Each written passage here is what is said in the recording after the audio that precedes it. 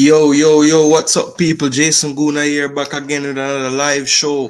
Just wanted to forward on the live today, do a little recap of the EPL weekend, touch on some reggae boys that were in action on the weekend as well, and just have a little general discussion about things that happened this weekend in football. So, just want to welcome anybody who is here joining. I'm gonna, let the live build up a little more, get some more people in the house before we start to break stuff down. I will be dropping the link in the comment section as well if anybody would like to come on and join to talk as well on some of the action. So let's just big up the people that are here early out. Big up Sebastian Echeverria, my brethren. I believe El Salvador you're from. I think I met you on a stream watching some U20. So big up Sebastian. Damian, my family, my cuz. Let's go, brother. Lots to discuss. Yeah, man. We're gonna get into it. As the resident United fan, I see some other United fans probably will turn up as well. But you don't know, when I drop the link, you're definitely welcome to join. Somebody will have to defend that garbage that I saw. Big up my brethren Sean Bass out of Suriname. Bless up. Hard luck for the U20, but your side look good same way. Got a tough group to be in though, I'm not lie. Big up Coach's Desk, fellow content creator out of Jamaica. People, if you don't know, subscribe to him channel, Coach's Desk TV. Yeah, big up. Martin Baker Foundation, Martin. Big up yourself, Martin. I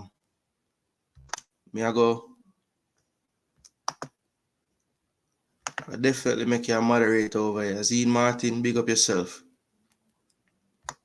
Big up yourself. So, yeah, we'll get into it, people. So, first and foremost, remember, like, share, and subscribe. The channel just getting started out. This is only my second live video. So, yeah, obviously, as we move along, we're going to upgrade the thing and improve the thing. But for now, we just start it out organically as we should, and just see how we can grow the channel, I've been kind of going in the space for a little while now in terms of the YouTube reggae boy space, and obviously I see a lot of other people bringing out the content and stuff, and I wanted to be a part of that as well. I basically talk about football every single day to pretty much everybody that knows me, so I figure why not turn on a camera and talk to more people and those who I talk to and bring the conversation to life. So that was the whole brainchild behind it. Definitely gonna feature the reggae boys and reggae girls. Anything JFF related definitely will be a part of the content. But as you can see from the name of my channel and what I go by on YouTube, my name is Jason Guna. So I am a big Arsenal fan, love the EPL, big fan. So definitely want to start a kind of weekly recap show just to kind of touch base on all the matches, talk about things that I thought were important. And just basically have a discussion about the week, whatever happened, so that's the plan for this. Big up my brethren. David, big up every time, bro. Respect for the link. You don't know, share up the video. Safe Fans TV, respect, blessing, all the best on your journey. Yeah, Safe Fans, we love the work where you are putting with the goal of them, that is a big move. Yeah, we love to see that. We love to see people actually putting in the work, not just talking about it. So Safe Fans TV, respect. Drop a sub over your channel, they can do the same over here. So big up yourself. So let me go ahead and drop this link. I know Damien did want to forward. I'll just drop the link in the comment section.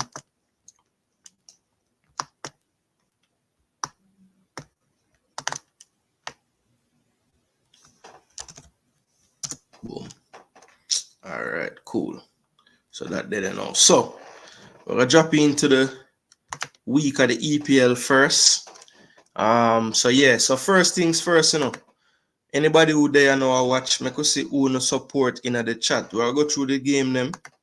So the first game, there was a bunch of kickoffs at 10 o'clock on Saturday, but the first one we're gonna talk about is Brentford Chelsea. So this Brentford Chelsea match was a mad piece of match. My father is a huge Chelsea fan, and he has spent pretty much this entire season. Yeah, man, Stets, respect, yeah. when I did first forward on YouTube, I was like you, Stets. Me never really say anything, me just go and watch till one day me run out with a comment, you know? And then next thing me have a channel. So if you don't want to start a channel, do comment, Stets, because you might start a channel after that. Trust me. Martin Baker said, one Chelsea.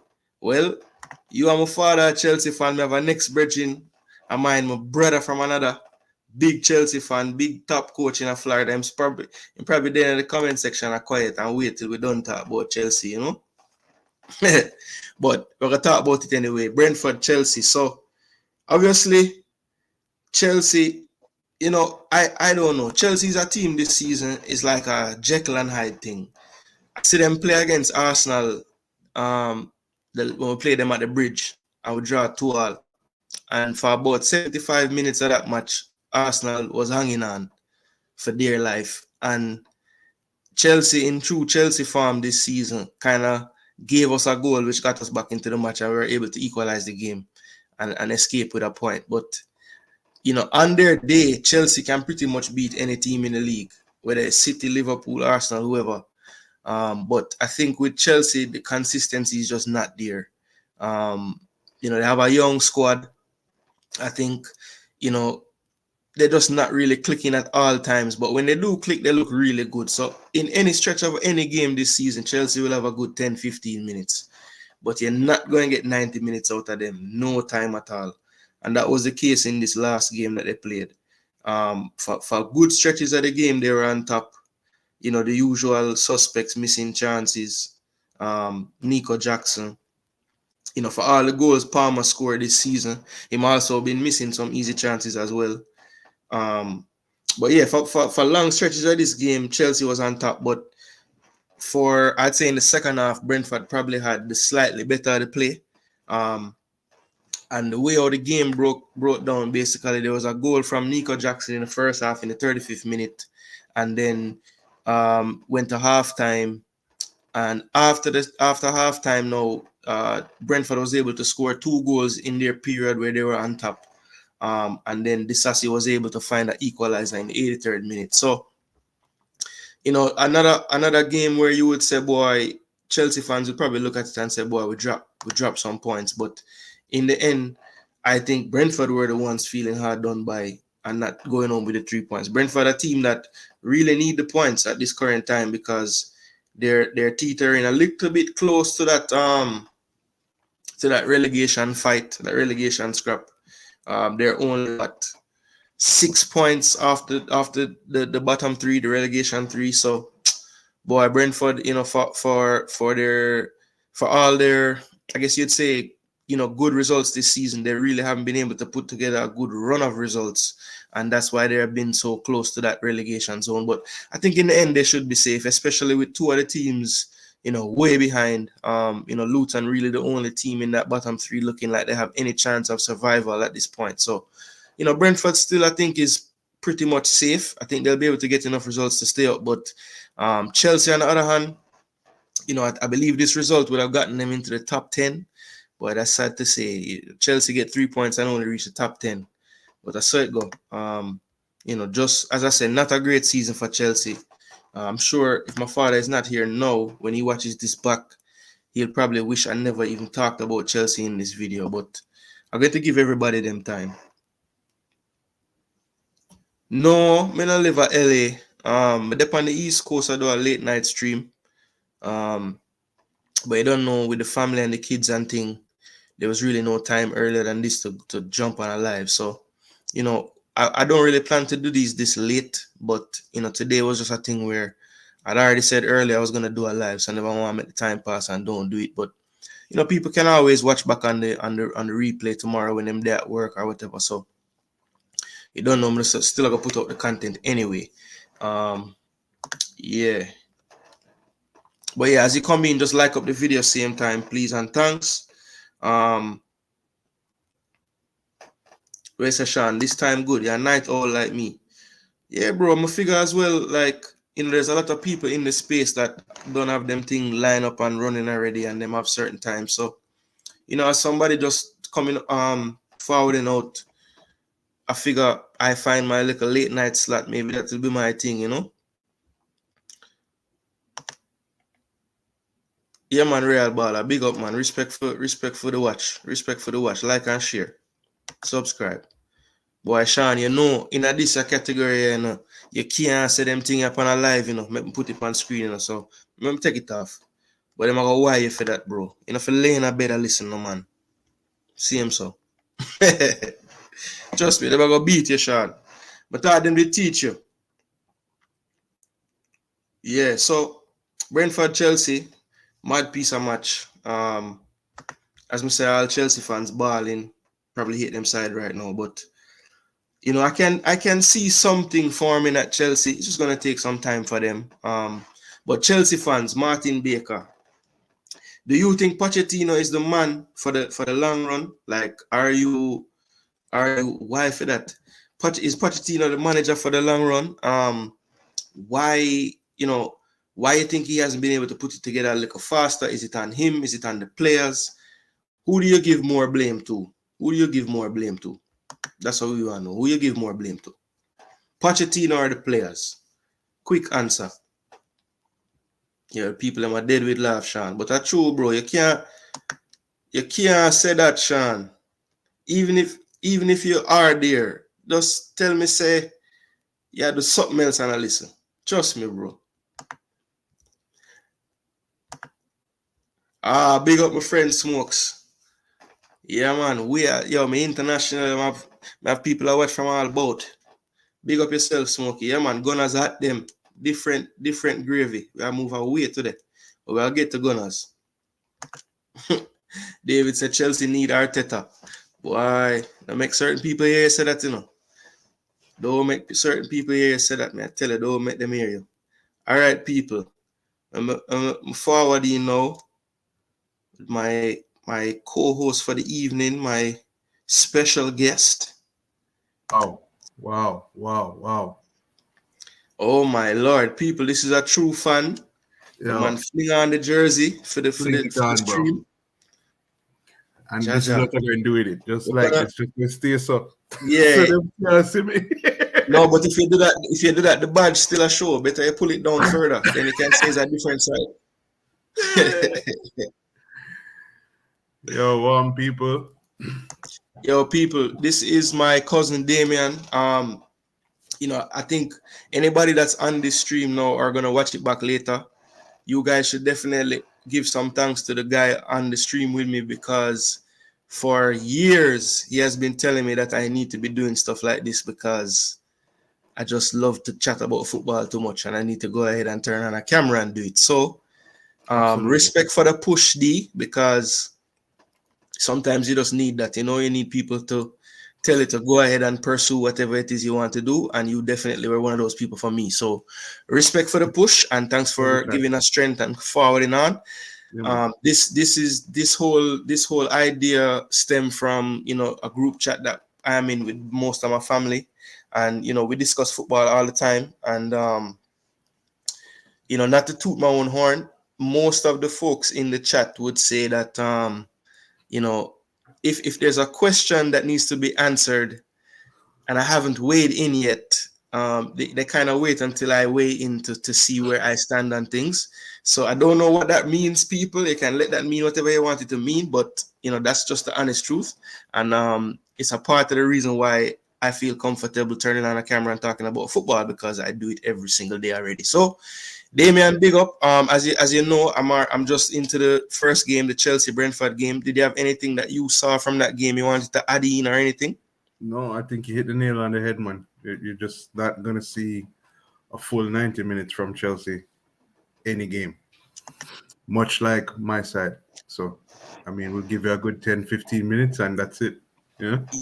Yeah. It's difficult for Chelsea to sustain anything, I think, at this period. And I think the performances of some of the players that they would be wanting to put a lot of faith in, the Caicedos, the Enzos, some of the players, it's a hit or miss for all of them. And sadly for Chelsea fans, it's been more miss than hit. So they I think right now where they are in the league is probably where they'll end up. I mean, most like throughout the season, I was thinking, okay, Chelsea's gonna make a run and get close to top 6, top 7, somewhere around there. But as the games wind down, I just don't really see them being able to have the type of consistency where they can start to jump teams in the table. So I think it's just going to be a mid-table for them. They do have the FA Cup, so hopefully they can do something in that. But yeah, they've already lost the final. Who do they have I in the mean, cup they again? at least made it to the final, right? They did make it to the Carabao Cup final. I believe. That's a positive. I believe that's 7 finals in a row they've lost. Chelsea fans here, you can help me in the They chat. I know you don't want to they are remember that. consistent. Yes, they are consistently losing those finals, but I don't remember. I want to check. Who does Chelsea have in the FA Cup? Well, listen, I think their Okay. biggest problem, right, is that they can't score consistently, right? Yeah, You'll I get Nico think Jackson will have a game where he scored 2, 3 goals, and then the next 10 games you don't see him. yeah, I think personally the best I've seen Chelsea in terms of just fluidity and goal scoring is when they actually play Cole Palmer as a false nine and they use Nico Jackson and Sterling on the wing. Um, and or they could use Nkunku if he's ever fit, could play the nine, and then you have Palmer behind him, and then you have Sterling and Nico Jackson. Because for me, Nico Jackson has a use on the pitch. I think he's explosive. I think if you get him into the right areas, he can create opportunities. Yeah. And I remember when he's playing wide, maybe if you take that pressure off of the chances falling to him, maybe you get more out of him because he does have high work rate and he does press very well. So, I mean, he's just not clinical in front of goal, which if you're a striker and you're not clinical in front of goal, that's not the best look. But I do think that when he's played wide, he is more effective for them. And maybe taking that goal scoring burden off of him unlocks a better player. That's what I see from the outside looking in. I wouldn't say that I'm an expert on Chelsea, but that's what I've seen in the That's a past. fair assessment. I mean, but nobody's been consistent in front of the goal for them. Not even Sterling, yeah. Yeah. So Real Um, Baller, I share your sentiment. I do have at the close of the show, I was planning on doing a little roundup and just having a discussion about, is it the time to be getting scared with some of the people popping up injured and the suspensions that we know we already have for this USA game. But we will get to that, Real Baller. So, all right, we spent enough time on Chelsea. And Brentford. Brentford, no disrespect to Brentford. So another game that happened Saturday, that 10 o'clock kickoff time, Everton, West Ham. West Ham came out victorious 3-1, but the scoreline doesn't tell the entire story. I thought that Everton actually played one of their better games this season. They just were not clinical in front of goal. Um, they had more possession. They created 5 big chances in the game. missed So the penalty. missed a penalty, created 5 chances, missed 4 of those chances. On the other side, West Ham only created 3, but only missed 1 of their chances. And West Ham was down 1-0 in this game, and then came back to score 3 unanswered goals to take it 3-1 in the end. So, first goal of the match was scored by Beto, the same player that missed the penalty. I remember seeing him earlier in the season, and I was like, if Beto was, if Dominic Calvert-Lewin wasn't the striker ahead of Beto, he would have been playing a long time ago. Because I still feel like Dominic Calvert-Lewin is living off of like those, what was it, 3 seasons ago or 2 seasons ago? Few He's seasons still ago when living off of those Richarlison was games. there. He's still living off of those games. Another guy who can't stay fit though either. Yeah, I mean, another guy who can't stay fit. I mean, I will say, I remember in that season, or there was a couple seasons where he was playing well. I was saying, boy, if we need a backup striker, I would take him at Arsenal. But, Yeah. the minute he started to get injured, I kind of fell off that train. And, he's kind of, I guess, what we saw in those 2 seasons maybe isn't the player that he was going to become. It was just like a rich vein of form for him. And maybe what we're seeing now is more like the player that he actually is. A mid to lower table striker for a Prem team. I think if you put him in the championship, he probably scores a boatload of goals because the style of play might suit him more in the championship. But I don't know. I feel like he's one that England fans will probably say, boy, we expected a lot more out of him at this point of his career. Well, clearly he's a guy who needs a lot of service, right? Mm-hmm. At the time when he was scoring all those goals, Richarlison was running down the wing like mad. Yeah, he So, did. The supply line was a little better then for sure. For yeah. sure. That is a fact. So And he stayed healthy that season. and he didn't stay in the treatment room. Omar Fowling, big up yourself, bro. Respect for the view. Like the video if you can, please and thanks. So yeah, so Beto got the first goal. Then James Ward-Prowse, as usual, from set piece, set up a goal for Kurt Zuma, the cat Incredible. abuser. And then we had Suchek scoring a goal, Kudus with the assist again, and then Jared Bowen always contributing something, got an assist for the Mexican Edson Alvarez. So 3-1, probably a result that West Ham fans needed because they have been kind of up and down Struggling lately, struggling. They got a beating from us, which since the most teams break. are right now, but they are doing pretty well. I mean, 7th place for them, not too bad. 2 points behind your beloved United and 8 points off of 5th Tottenham. So Tottenham does have a game in hand though, so probably a stretch for them to get to that 5th place by the end of the season. But I'm sure they'll be fighting neck and neck with you guys for that 6th spot. So that's one to look out for there. So moving right along, Fulham and Brighton played. Now this game right here, I like to do my predictions, and I believe I predicted before the game a 2-1 win for Brighton.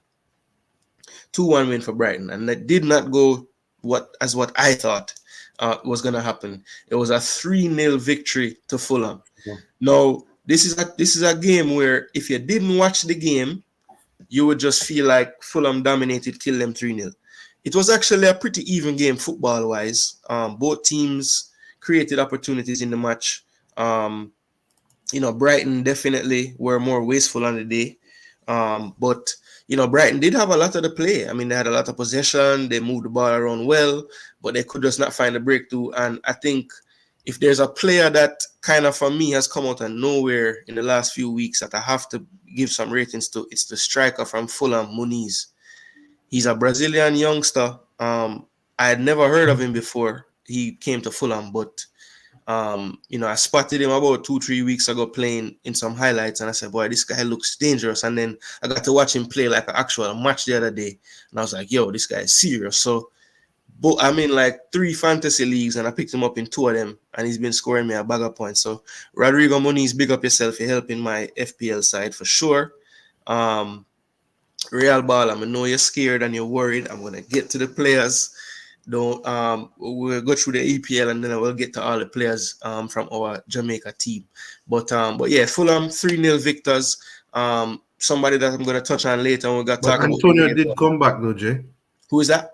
Antonio. Yeah, He did Antonio come is back back. this game. He's played 2 games now off the bench, 2 so games he now. is back. Real Bala, the 100 part, I don't know. Yeah. He's probably not 100 because I'm sure Moyes would want to play him from the start or give him more minutes. But Hasn't been 100% all season though. yeah, to me, he hasn't To really me. looked the same as he has in the seasons past yet. I think How old is he now? I want to say he's 33. Man, getting on in age, right? Yeah, he's getting on. Hopefully, him and LeBron have a similar workout plan because LeBron seems to get younger. So Yeah. maybe we can get the same for him. But just to stay on course, like the Fulham Brighton game, just a player that I was definitely going to touch on later when we talk about the Reggae Boys. Bobby Reed came on late, really late, like 89 minutes, but was able to contribute. Stole the ball from the defender, slotted in Adama Traore to make it 3-0. So Oh, man, he's big up having a Bobby great. Reed for 33 going on 34 Real Bala. Yeah, I know him turned 34 this year. I'm just not sure when his birthday Bobby is. Reed is having a very good season, man. Bobby Reed, very good season, consistency. He had a couple games the last few weeks where he hasn't been starting, but every time he plays, he has Comes some on the kind of field, impact on the field. yeah. There was an article that I read about a month ago now, where the coach was talking about how he's like the model player to have in your team because you can put him anywhere. He understands systems, tactics. Just a very, very high IQ, intelligent player on the field, and love the fact that he's finally getting the respect from the Jamaican fans, because I had to cuss people there, man, cuss them and say, listen, you guys need to understand how good Bobby Reed is. But If you come to Jamaica and you represent for Jamaica and you make any kind of mistake, you don't have a good game, then beat you for months. So finally, I think the goal when we drew 2-2 in the Nations League in Mexico, when the man strike it from way out, I think that was the turning point for him in the Reggae Boys team. But I'm just thankful for that because I hate it to have to argue with people about how good he was and how important he is to the team. Yeah, Martin, one Bobby, big ball. All right, so it's another result. Fulham beats Brighton 3-0. Didn't expect that. All right, next game. This is another one that was a bit surprising as far as the scoreline. 3-0 Newcastle at St. James's Park.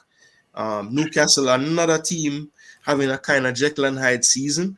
2 good Struggling. weeks, 2 bad weeks, 1 good week, 1 bad week.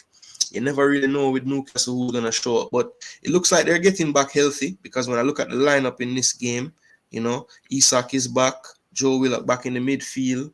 The back four is back, but I saw Trippier did have to come off, so I don't know if that's a long-term injury for him. But yeah, Newcastle beat Wolves 3-0. I think Wolves right now has the injury bug. They lost Wang for like 6 weeks. Cunha is out as well, mashing up my other fantasy team.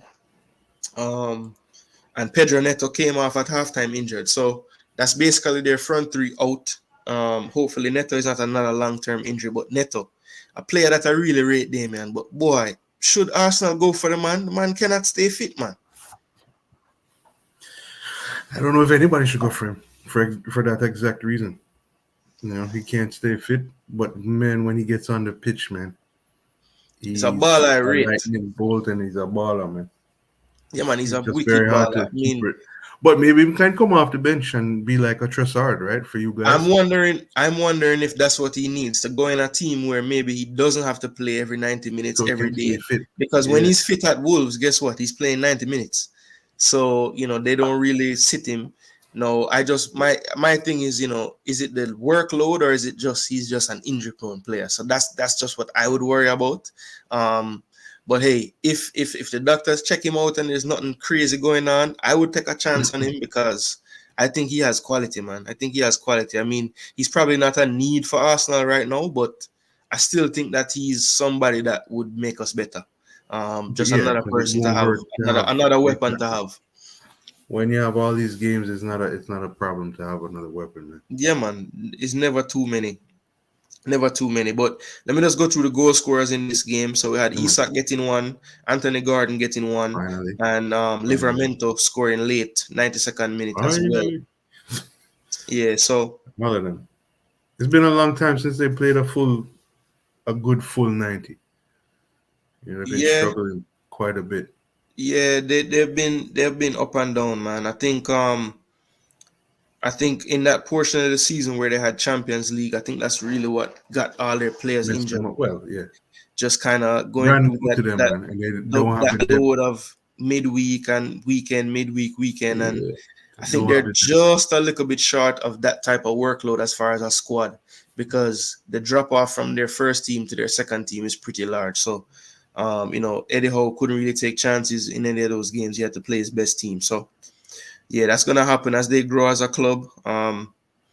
If FFP wasn't around, they probably would be there already, but they have to kind of watch how they go about building the team. So, all right, this game now, first one that involves one of the, I guess you'd say, the title race teams. Forest hosted Liverpool.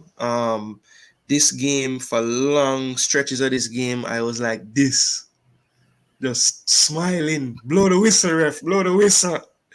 But I guess was it John that coined the phrase clappage time? I don't know if it's his phrase, but I saw him use it in the chat.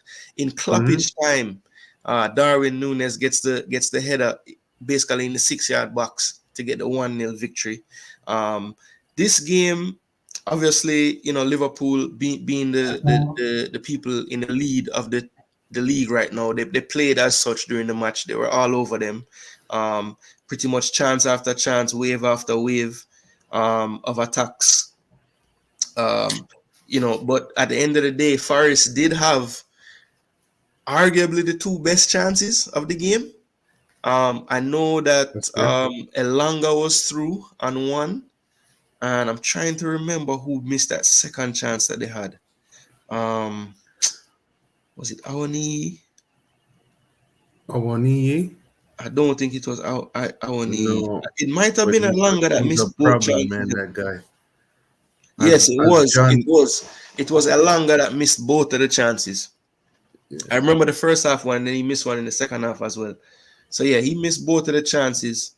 yeah, Kelleher again, Kelleher made a bro. great save. Kelleher again. This guy, I asked a friend of mine the other day, when this guy Kelleher played, do you remember him ever having a bad game? No, I mean, the guy, no. every time I've ever seen him in the goal, he makes all kind of saves.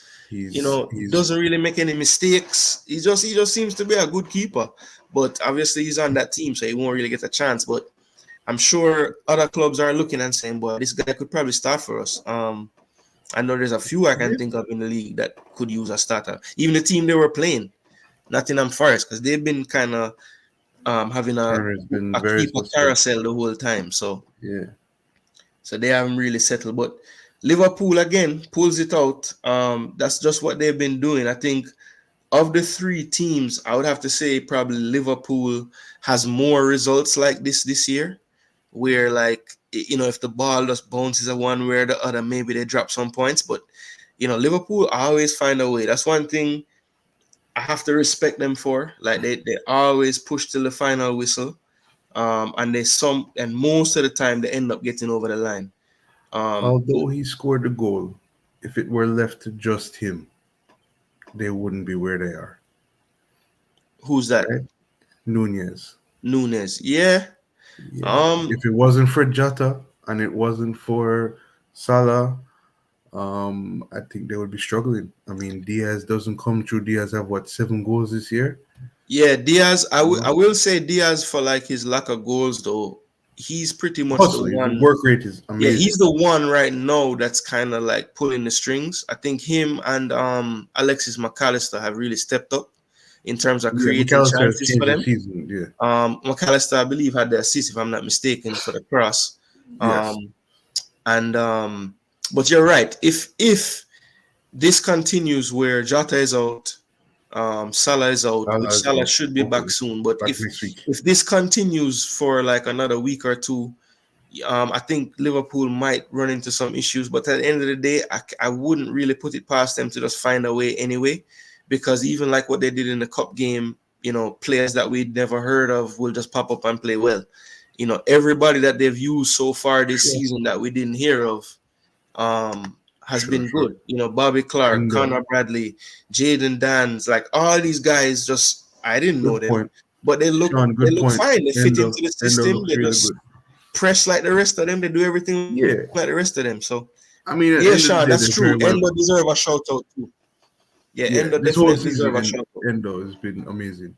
Very, I mean, it took him a little while to get the engine going, but once he Mm-hmm. did, he's been incredible for them. I mean, I haven't seen anybody who really needs to touch the field in his position at all, you Yeah, know. I And think. then when they get back Trent, Yeah. Yeah, I think tough. Soboslai is close. Trent might be a little longer, but I know Soboslai is close. And for me, earlier this year they were playing McAllister deeper, even when Endo got there, like they weren't starting him. But I I think don't think he was I ready think McAllister needs to play further up where where he's he's been at. playing. Yeah, I think he does, just have much better impact on the game further up the pitch. Make more absolutely. final passes and things of that nature. So yeah, I think they Absolutely. got the balance right now with Endo kind of shielding the back four, Mhm. and McAllister pushing a little bit further forward. So Because yeah, clearly you can Liverpool. see, like on the wings, they are susceptible to that through ball. With you can see with the longer the past two game, this game. So Absolutely, no question about it. I think that was definitely what we used to get the result the last time. mhm. Just using those spaces that the left and the right back vacate as quickly as possible. And if you remember, that game basically became a Martinelli versus Konate game, like because we just were going Yeah, behind that. That's we were basically Robertson never played that game against you guys, did he? no The in last one. against us. I want to say it was Gomez and Connor Bradley playing left and right back. And Gomez actually played really well, kind of kept Saka relatively quiet. But Bradley was pretty much pushed up the pitch and we were playing behind. So Kanate and Martinelli had a few duels down that side. So Yeah. I do think that is the... Yeah, man, big up Jason Ferrell, my namesake on YouTube. Bless up. I had to add on the Guna to my name because every time them said Jason, we would both say Wagwan, so I put the Guna on there. Made sense. But big up Jason, respect. Like and share and subscribe and all those good things. Yeah, so Liverpool, obviously, we don't know. Next week is the big. Oh, wait, is it next week? No. Yeah, this coming week, Liverpool City. So probably do a little preview before the weekend and can touch upon them game there. But that game should be a cracker. Liverpool versus City. As an Arsenal fan, I will just put my feet up and watch that one. Hopefully, I'll be watching it after collecting a nice 3 points the day before. And yeah, just watching along to see like everybody else. Hopefully, can both teams lose? Is that possible? Can both of them get 0? The match can abandon or something like that? I don't know if it's possible, people, but if it's possible, hopefully them can both get 0 points. That would be nice. No, but a draw would be good for you guys still.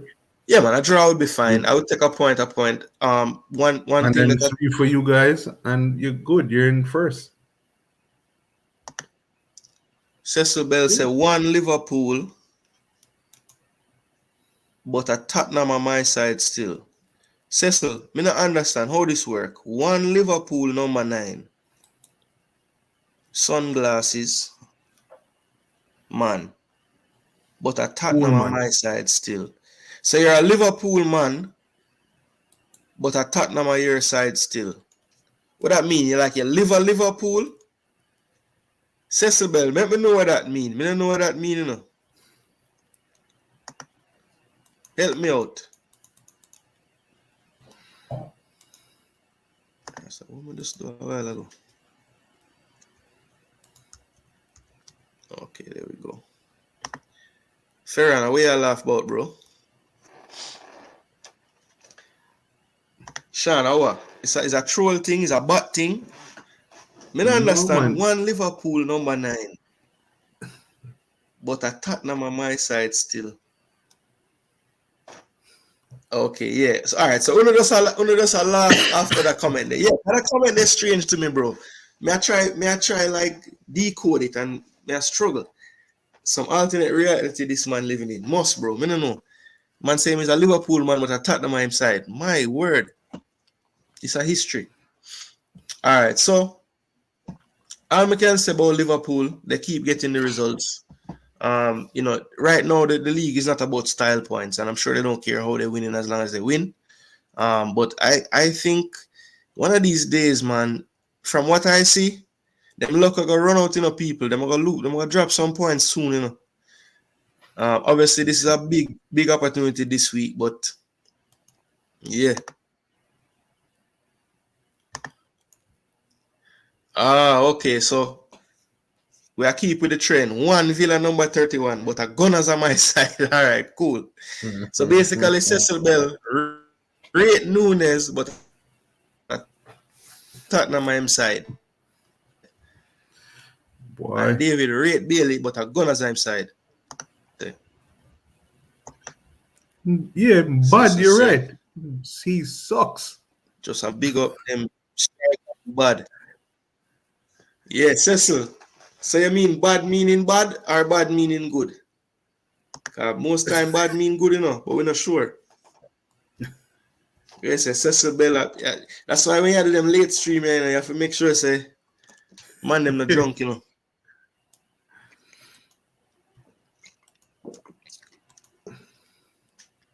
Shana dead with laugh. So yeah. All right. So Liverpool. I know Liverpool I get lucky, brother. Them luck soon run out. Don't beat me, Liverpool fans. It's just truth. It's just what I'm seeing. All right. So moving right along.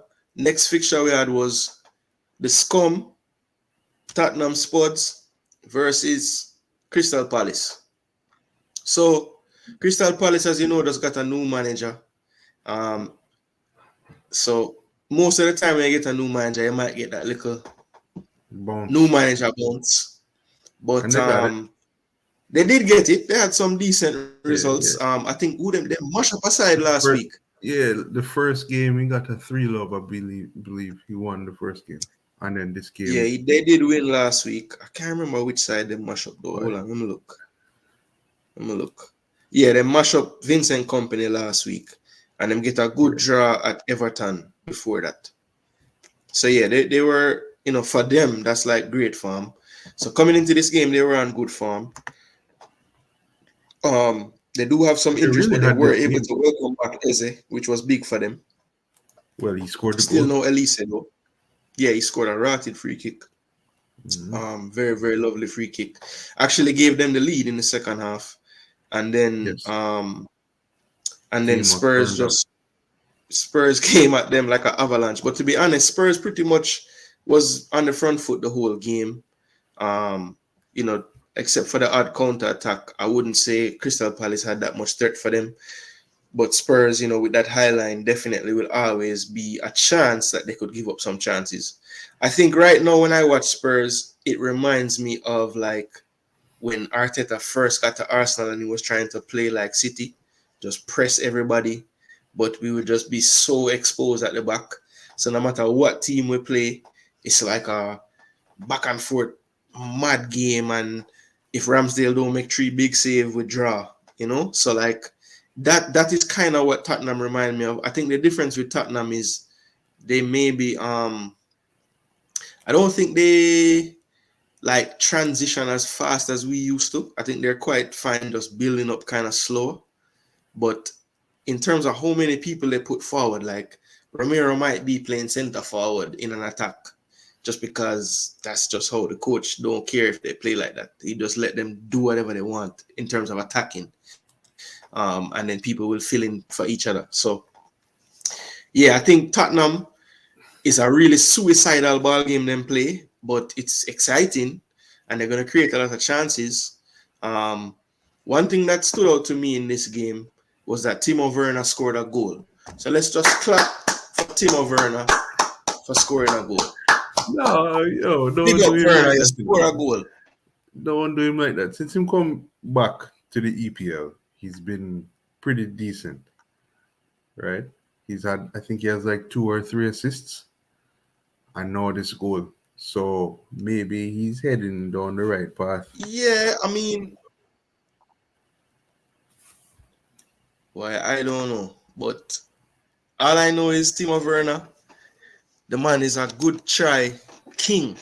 I never see a man get so much good try. Good try. That's all I hear. Every time Well, Werner play, good try, try. Are the Jamaican Nunez, favorite. Effort!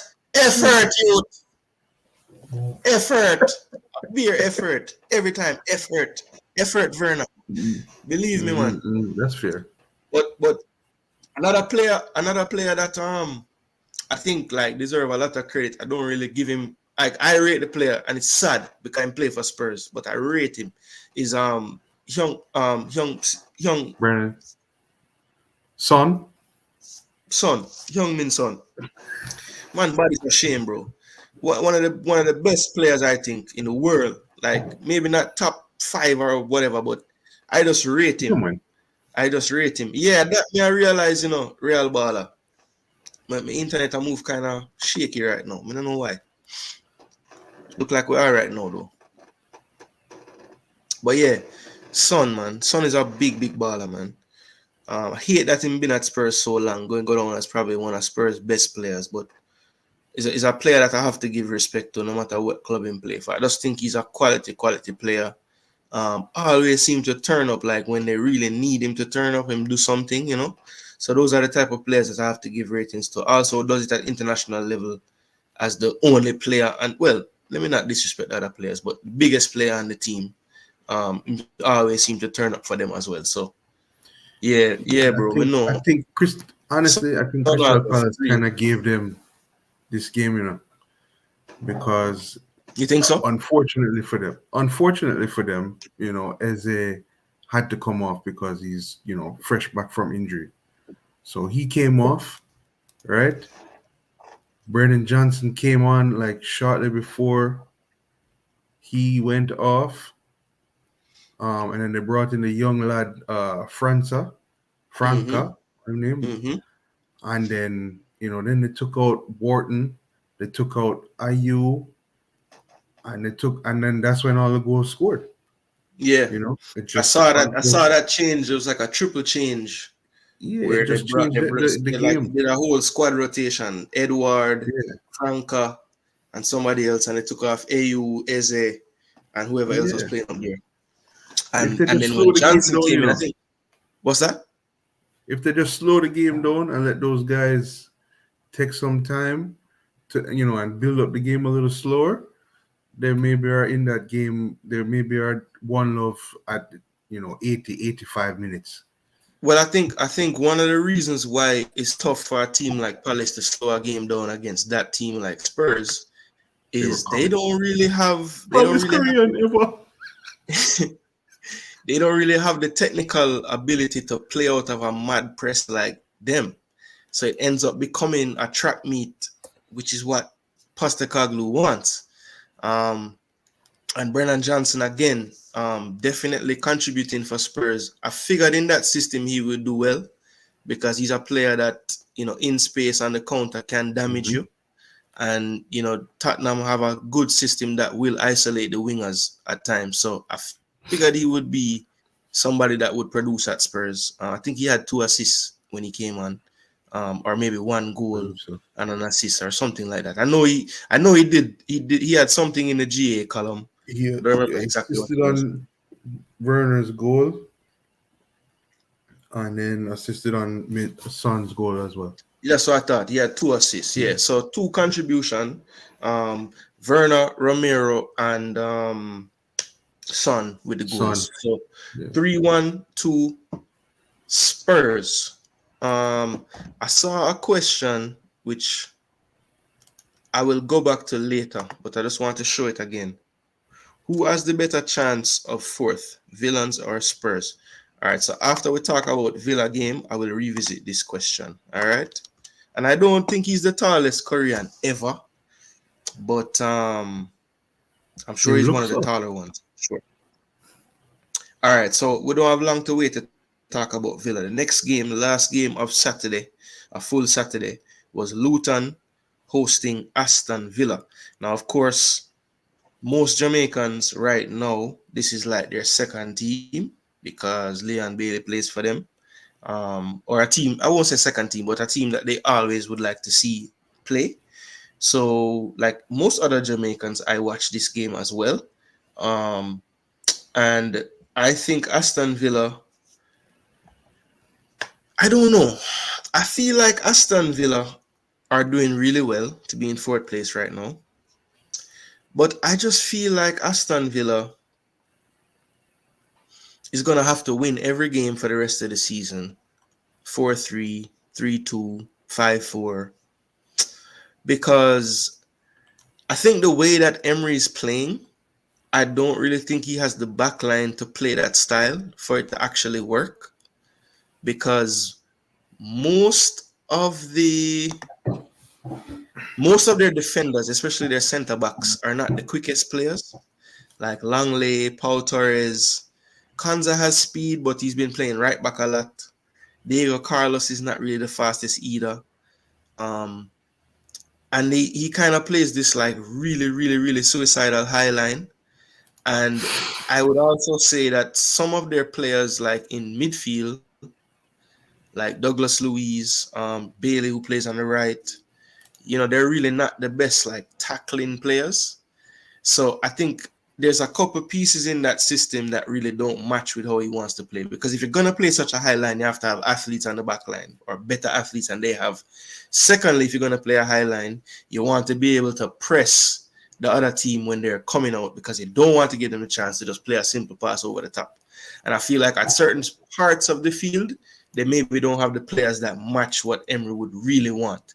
But Emery has figured out we have to just fight fire with fire because if Bailey is on the pitch, Louise is on the pitch, McGinn is on the pitch, Ramsey is on the pitch, Watkins is on the pitch, we're going to create things. So he's just figuring, I'll just create more than the other team and score more than the other team. And I'm fine with that. Because that's basically what has been happening. No, Real baller. Me know say Luis a baller, you know, but we have to put it into the totality of him as a player. Going forward, he's Yes. incredible. He's incredible. And I'm not saying he doesn't work hard, you know, but he's just not the biggest player. So when it comes on to some of the duels and covering space, covering ground, he can't do it like some other midfielders can. That's just the truth. That's just the truth. Now, this Ferran, I will agree with. Yeah.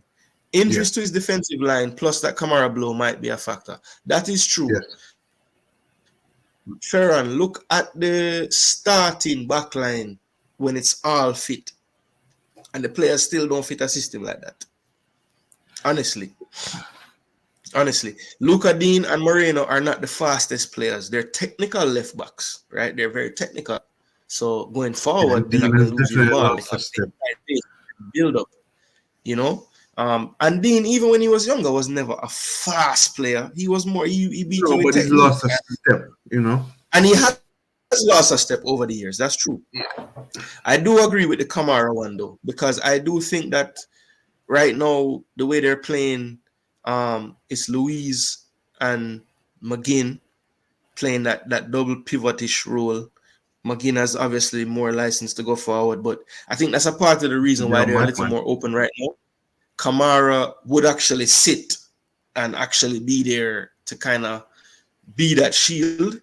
And I don't think Yes. Louise or McGinn really want to do that. They want to go forward. So I think that might be I think that's a big point and a factor.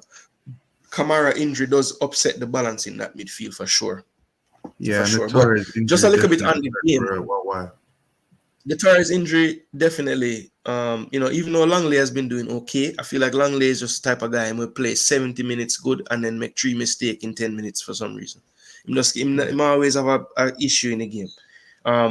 But Aston Villa definitely in the first half was all over them. It looked like it could have been a big score on the day. First goal, beautiful. The usual link up, Leon Bailey to Watkins. Ali Watkins and Bailey just look like they can't miss right now. That combination is working great for them. Yeah. Big up to Bailey again, keeping the consistency, playing well again, getting on the goal assist sheet. And then Ali Watkins doubled his tally with an assist from Louise, also in the first half. Everybody thought it was offside, but it was brilliant play by both of them. I think Watkins just gave him one look, made the run, and Louise just, kicked the ball over the defense in stride. Good first touch, good second touch off the post, 2-0. Yeah, those Then two in the have been second in half, sync as well. what's that? Those two have been in sync as well. Absolutely. From the back. I think Ali Watkins, if I had to say right now, he's looking like the heir to the throne for the England central forward role for sure. Good luck. Watkins still wasteful though. Could have had a lot more goals. Yeah, Yeah, I was hoping for that.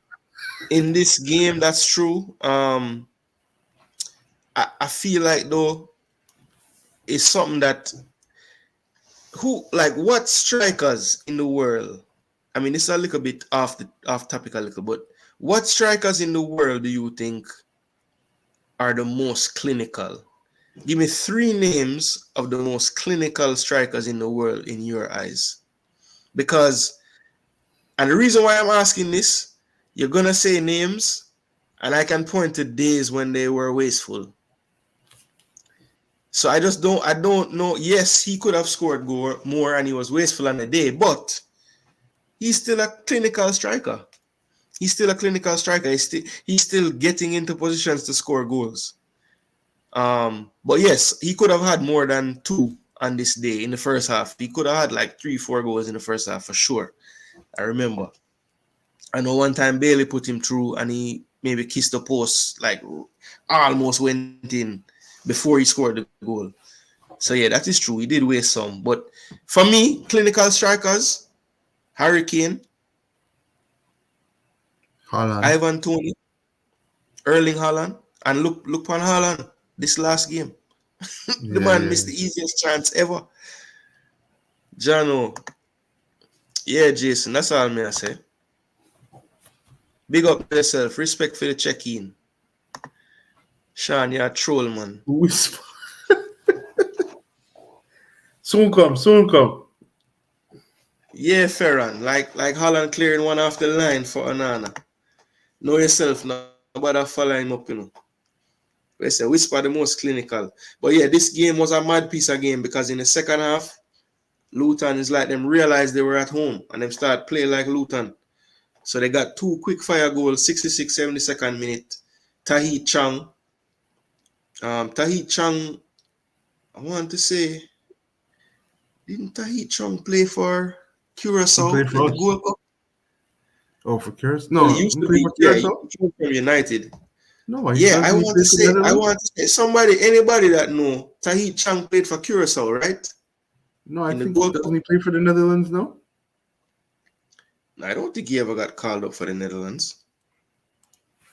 I know he's Then, Dutch, but Curacao and Suriname are Dutch place. So, yes, yes, yes. Sean, no, he didn't. Okay. Yeah, I thought he was He was representing one of them. he was Anyway, I'm born wrong in there. Curacao. Yeah, I know he can represent them. I just thought he did actually play for them in a game, but I guess I'm wrong there. Yeah, man, he has Caribbean heritage. I don't know if he was born in Netherlands or Like what, he's but on the he's I been know him playing for the family Netherlands come since from he was Curacao. 15, played on the U21s, all of that. From the U15s straight up to the U21s. Yeah, no, I know, but I don't think he's ever Yeah. made the full team. So he could still Right. represent Curacao if he wanted. Curacao, Okay, he right. played for those youth teams with born in Curacao. Yeah, I knew there was a link to Curacao. I don't know why I wanted to put the man on the team already, but maybe I was just reading something and he was thinking about it. So Tahit But his Chang got goal the was a first buck up goal still. goal. Yeah, it was like a deflected goal. It was like a deflection bounce around in the box and he just put the last foot on it. It fell to him. Felt And him. then my boy Alfie Doughty, the assist king, got an assist to Beautiful. Carlton Morris. Who hopefully will Probably play a for peach of Jamaica a one ball. I day. didn't see that goal. It was a And beautiful then ball. Nice free kick from the like 25, 30 yards out on the left hand side over to the right. Carlton Morris Curling just back post. drop it right Yeah, in the back. Morris is a beast in the air. If you put it in that area, and we'll get to it. We'll But it knock it was on on the or it came down to his foot, That's it went all the way through to the other side. It was latch a onto it. beautiful strike. And then in the 89th minute, another late winner on the week of mad late goals, Luka Dean from Musa Diaby off the bench Beautiful to ball. Is make it it opposite 3-2. ball? Opposite to what Doughty did with Mars, Other Diaby did side. to Dean. Yeah. Yeah, so that right there was a crucial 3 points because next week the teams battling for that fourth spot actually go head to head. Aston Villa Yeah. will be hosting Tottenham after playing a midweek game against Ajax during the week when Tottenham will be relaxing and waiting. So maybe an advantage because they have to go to the Netherlands on Thursday and forward back to England and play them on Sunday. So let's see how Emery navigates this week. Huge game on the weekend, but also a big first leg in the Conference League against probably one of the better teams, I would think, in the Conference League, like Ajax and Aston Villa. How did that even happen? Conference League not full of some smaller team. Wow, that's a tough draw for Aston Villa in the round of 16 to just get Ajax right away in that league. But hey, so it go. Ajax haven't been that good this year, so maybe that it won't be too bad for them. But like I said, I didn't want to go back to the question what it asked earlier by Ferran. Damien, if you had to choose right now, I'll tell you what's going on. Aston Villa, 27 Yeah. games played, 55 points, goal Mm-hmm. difference of 22. Yeah. And Tottenham, 26 games played, so a game in hand for Tottenham, 50 points, but their goal difference is at 16. So if you had to choose right now, One side has 13 games left, one side has 12 left. Or 12 left, one side has 11 left. Who would you say is gonna come fourth this season? I think Villa's gonna finish this out. You think Villa I holds just on? feel like the run of games at Tottenham, they both have a rather difficult run of games towards the end, but there's a stretch of games for Tottenham where I think they play. I'm going to look at it right now. They play their last six Okay. games are Newcastle, City, Arsenal, Liverpool, Burnley, Sheffield. So those 4 games I think are going to be killers for them.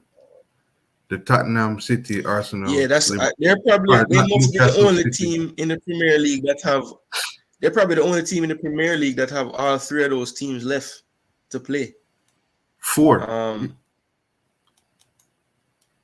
yeah, because they have Villa as well this week. So Yeah. yeah, I mean, when you But look at the Villa, fixtures, Newcastle, City, Arsenal, and Liverpool left. so and Newcastle is settled. Yeah.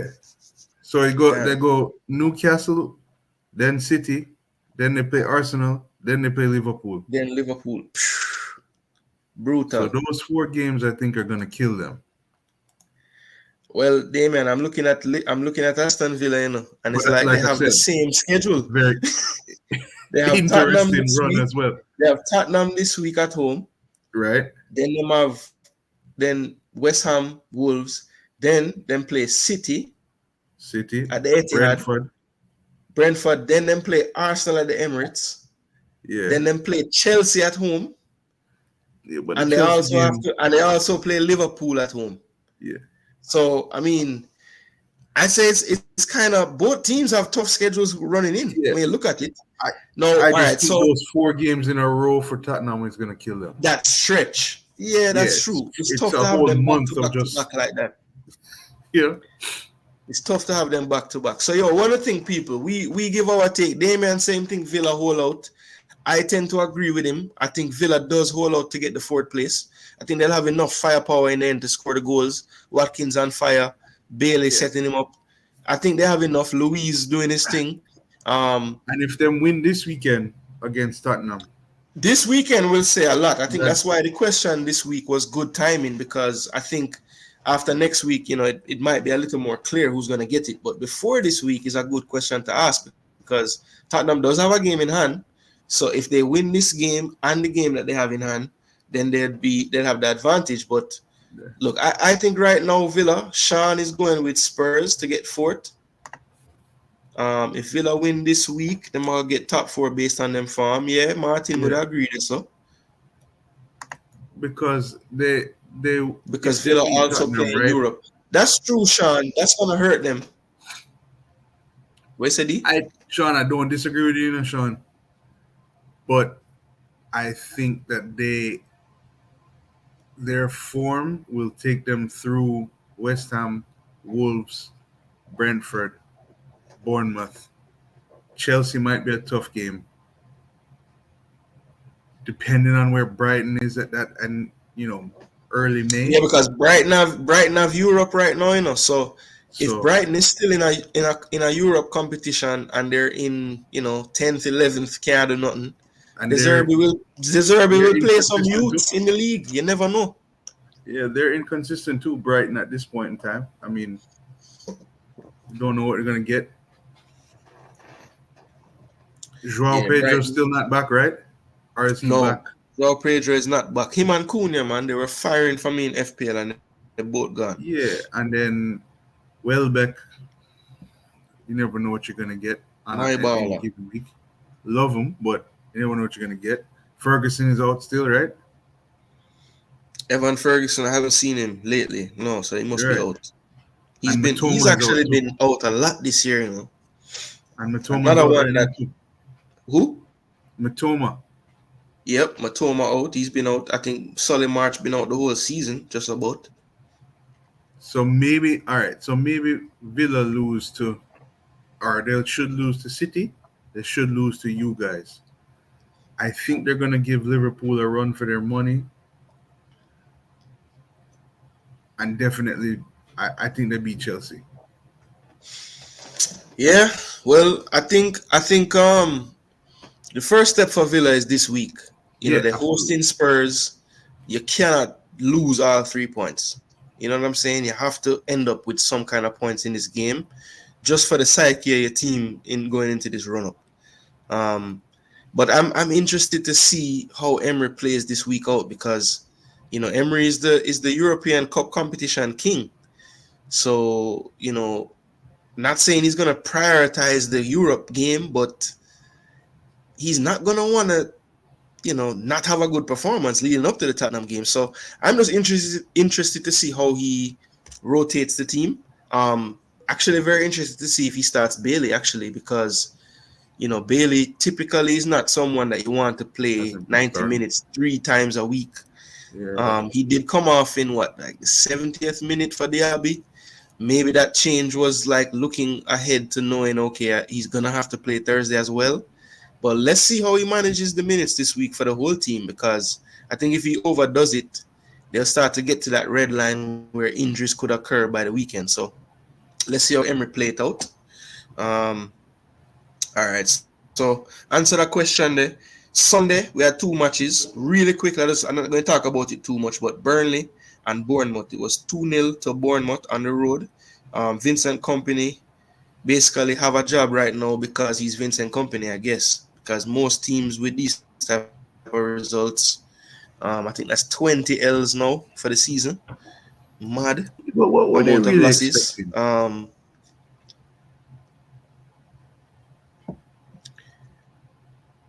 Better What than were they this. expecting? Better than this. I mean, From what? three wins and 20 losses in. I mean, look, Where were when these wins gonna come you from, are man? so dominant in the championship and the way how you win. I mean, look, they have lost games to teams like around them a lot as well. So like, when you play Forest, Everton, Brentford, and the other two teams, Luton I think beat them twice. I think Sheffield United beat them once. Um, so and they've been getting a lot of fives and fours and some big drubbings. So I don't know, man. I don't know. I think Vincent Company, obviously, he's a good manager because he did his thing last year. But I just feel like it's just surprising that he still has the job to me. But I guess they're thinking it like it is what it is. We're a championship side with championship level budget, and they didn't really do much in terms of. I mean, they bought a few players, but nobody that you would say, boy, they all right, they have a chance. So um I don't know, man. Company will have to. Let's see. Some of the players were on loan at Burnley. Yeah, I know. Ian Matson, When they Chelsea won. player. Yeah, when they won the thing last year, they did have Yeah. some loan players that went back to their parent clubs. I know they were trying their best to buy Matson, but Chelsea wouldn't do it for the amount of money Burnley wants to buy him for.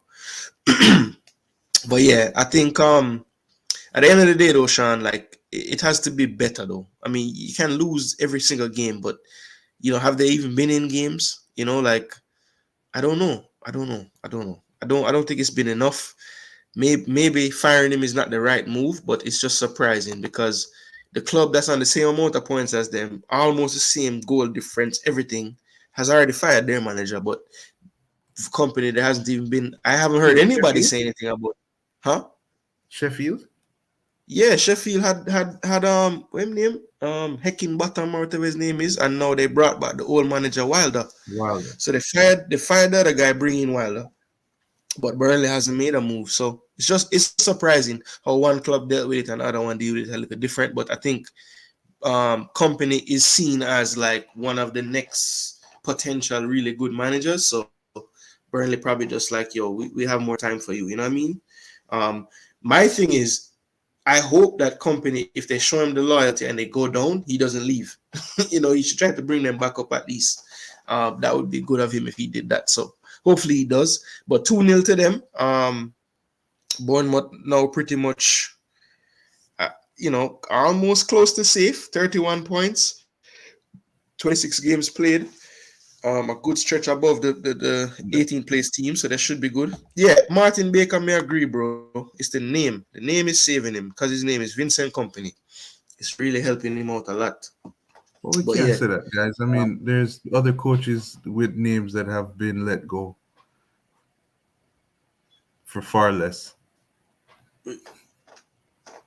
like I who? mean, we can look at Gerard, we can look at Lampard, we can look at, you know, Well, I guess the difference with those teams is like the ambition of the club, right? So fair. obviously you see the ambition of Villa now. Where they thought Gerard might have been able to take them, where Emery's taking them now. So they weren't going to be okay with a 12th, 13th, 14th, whatever place they were in when they fired him. Mm, Um, so yeah, it is about expectations and stuff. I know that plays a part, but I tend to agree they with are Martin a trying. little bit. I think the name does buy him some more time. Logic one. Fulham went down with the same manager and team, and now they are back up and doing well. Yeah, logic one. That's why I say hopefully the faith that Burnley is showing him now, if they do happen to get relegated to the championship, he should stay and try to bring them back up. Because it's the least he could do. Because Yeah. I am calling for them to have made a change to try to do something to save the season. But if they stick with him, hopefully he's the manager that stays and brings them back up. That would be good on him. Um, all right, so the big one of the weekend on paper, Manchester Derby, Man City versus Manchester United. So obviously Uh, going into this game, Manchester United actually was on a decent little run of form. Um, they had the FA Cup win. Well, okay, so prior to the Fulham game, Manchester United was on a really good run of form. They had 4 straight wins in the Prem. Then they had that banana skin at Old Trafford to Fulham when the Nigerian connection Bassi and Iwobi clawed them. And then in midweek they got the FA Cup win, and then on the weekend they had the big match with City. So obviously going into the game, most people probably expected City to win. Me as an Arsenal fan, I was kind of hoping that Manchester United would pull out one of those epic performances out of nowhere that they tend to come up with in the Manchester Derby from time to time. And when Rashford's rocket went in, I was thinking maybe I might get my wish today. Um, but as I alluded to earlier, we are in a family chat, and when the first goal went in, and Damian is sending his voice notes about Rashford's goal, all I said was, a hell this of a is goal. just. It was a hell of a goal, and I didn't want to downplay the magnitude of the goal and the quality of the goal. But all I said to Damian was, this is just delaying the inevitable, bro. And Absolutely. to And his I in agree. his defense, he did not have anything bad to say about that. He actually agreed with me. And yeah, so said, so done. I mean, it was bound to happen. That Man City team, if you give them the chance to just attack Right. you, they're eventually going to break you down. You What have to needed to put have up some happened? form of resistance. You have to try to keep the ball. You have to do something. So, Damian, it's your side. How did you see that game? What needed to have happened, and we were talking about this in the chat, was that those opportunities that Rashford got, those other opportunities, those second and third opportunities that we're talking about in the first half, those needed to be put away. And then that changes the whole game. Because if we're up 2-love at halftime or 3-love, them scoring three with the low block we were playing might have been tough. Maybe would have been a different. We might have been in a different space, Martin. If we were at 2-love at 15 minutes, we might have been in a different space. But overall, I mean, we knew what was going to happen, guys. All of us knew what was going to happen. We unfortunately, Man United cannot put together more than 15 minutes. And it's not even a full 15 minutes of the ball moving around. It's just 15 minutes of pressure where we might get a goal. Mm-hmm. And other than that, I mean, what can I say about it, man? They were balling us the whole game. They had more possession than fuck man than most teams this whole weekend. So it was just ugly. It's ugly. I know everybody was complaining about the low block that we're playing, but what else are we supposed to do with the players that we have?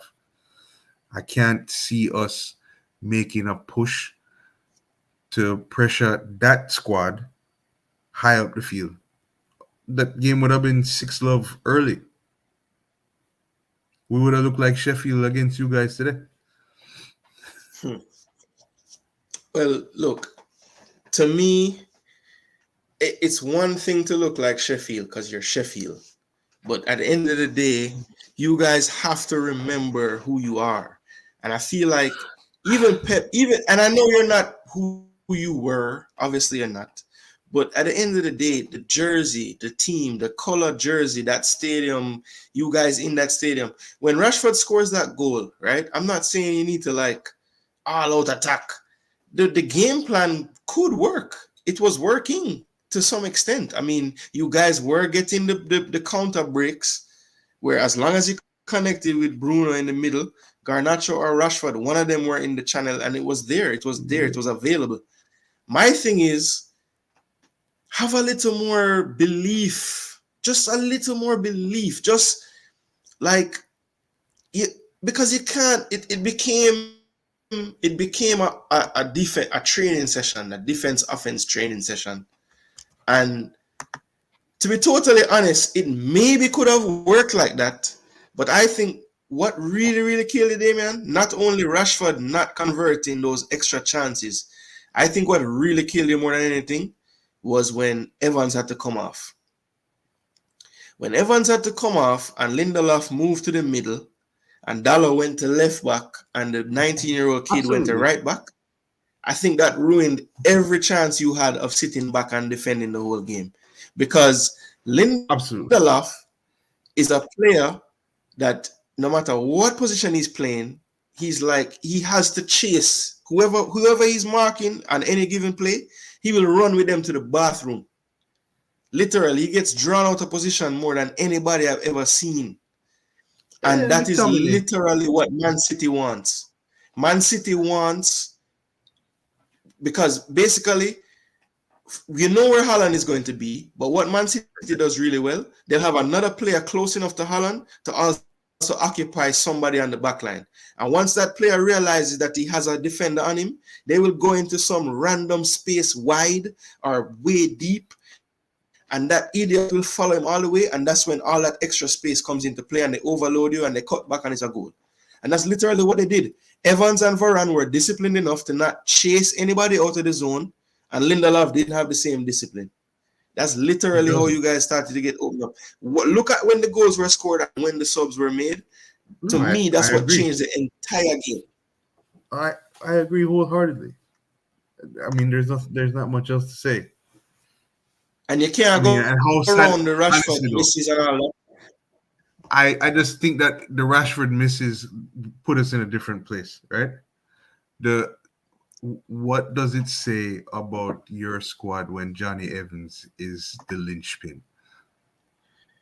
Look, it says for one that your team is full of injuries, but for two, um, it, it says that it's a problem, right? Because Johnny Evans is 97 years old, but at the same time, Johnny Evans and Varane for He's 60 been playing minutes they well. did really well. No, he's They been did playing really well. well. So I think when you're gonna play such a low block and you know you're gonna be soaking up pressure, tactical discipline and awareness is paramount. It may be even more important than the actual ability to defend. You just need to be able to cover spaces, cover gaps, and be disciplined enough not to get moved around by the crazy movement of the attackers in Man City. And I don't think Lindelof was up to that task because Never is. he kept getting pulled off the line, and What then? When then did Varane now has to McTominay? think, do I step with him? Do I not step? And it just made everything go out of whack. So I think that caused the demise. And then, of course, as I left on the screen here, big ball of Phil Foden amongst the best in the league. Absolutely. I personally think, even as an Arsenal fan, other than Jude Bellingham, I think this kid is the best player England has in terms of an attacking player. Ross, I man. love Bukayo Saka to pieces, but I don't think that Saka has all the tools in his arsenal that funny I say Arsenal, all the tools in his skill set like Foden. I think Foden can beat you in a few more ways than Saka. I think Foden can also play pretty much anywhere along the front. I think Saka is pretty much predominantly a wing forward or a wide player. Um, I don't see Saka ever becoming a false nine or attacking midfield or anything like that. I think wing is where his bread and butter is going to be. I think Foden, you put him anywhere and just tell him to play, he'll do a job. And for that reason, I like the versatility. I like how he can switch it up. He can beat you down the line, he can cut inside, he can combine, he can take a shot from way out. I mean, the guy is really good player. Really top class player, man, and he's definitely showing. Is it? I was asking somebody the other day, and maybe it was too soon, but now after about 2 months later, is this now a passing of the torch for City? Like, is he becoming the main man now? Like, and not KDB, because KDB is getting older as well. I mean, is this a passing of the torch that we're seeing, or is it too soon? Yes. No, not too soon. Yeah, because I to mean, me, it's he's simple. the most important piece. Yeah. I mean, look, when that I game mean, needed both something to Silva happen. and go ahead. No, I was just gonna say, when that game needed something to happen from City, he was the Yeah. one that was able to provide it. He's So, the one who they gave the we ball have to to. start asking the question: is this now Phil Foden's team? Is this actually his team? Is he the main person? Obviously, they have Haaland and everything, but without getting the ball to Haaland really can't do anything. So you have to have someone else. And for me, Phil Foden has been that guy this season. Yeah, agreed. Logic one, listen me, man. I don't believe that you even believe that that's possible.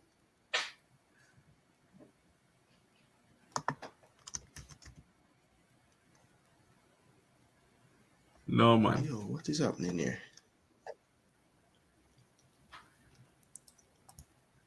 David, there's nobody better apart from KDB. Nobody. And even KDB, when Foden is on the field, he's really just a decoy. In my mind, when Foden is on the field.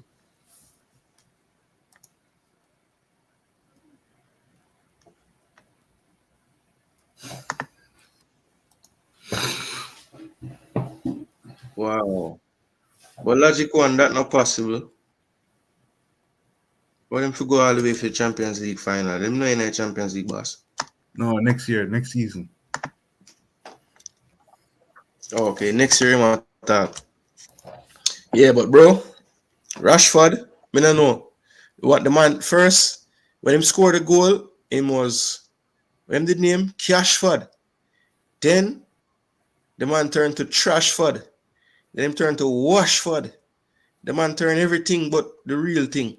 Well, the man Me don't turned know into star. The man Anthony. do one great thing, and then literally after the man scoring, the next 4 times him touch the ball, him the foolishness. It was amazing. I don't know how the man go from the heights so fast down. And the funny thing, I had him on one of my leagues in fantasy, and I got rid of him, and I said, I bet you any money him scoring this game. But I don't feel bad that I got rid of him, because he should have had like 3 goals or two at least.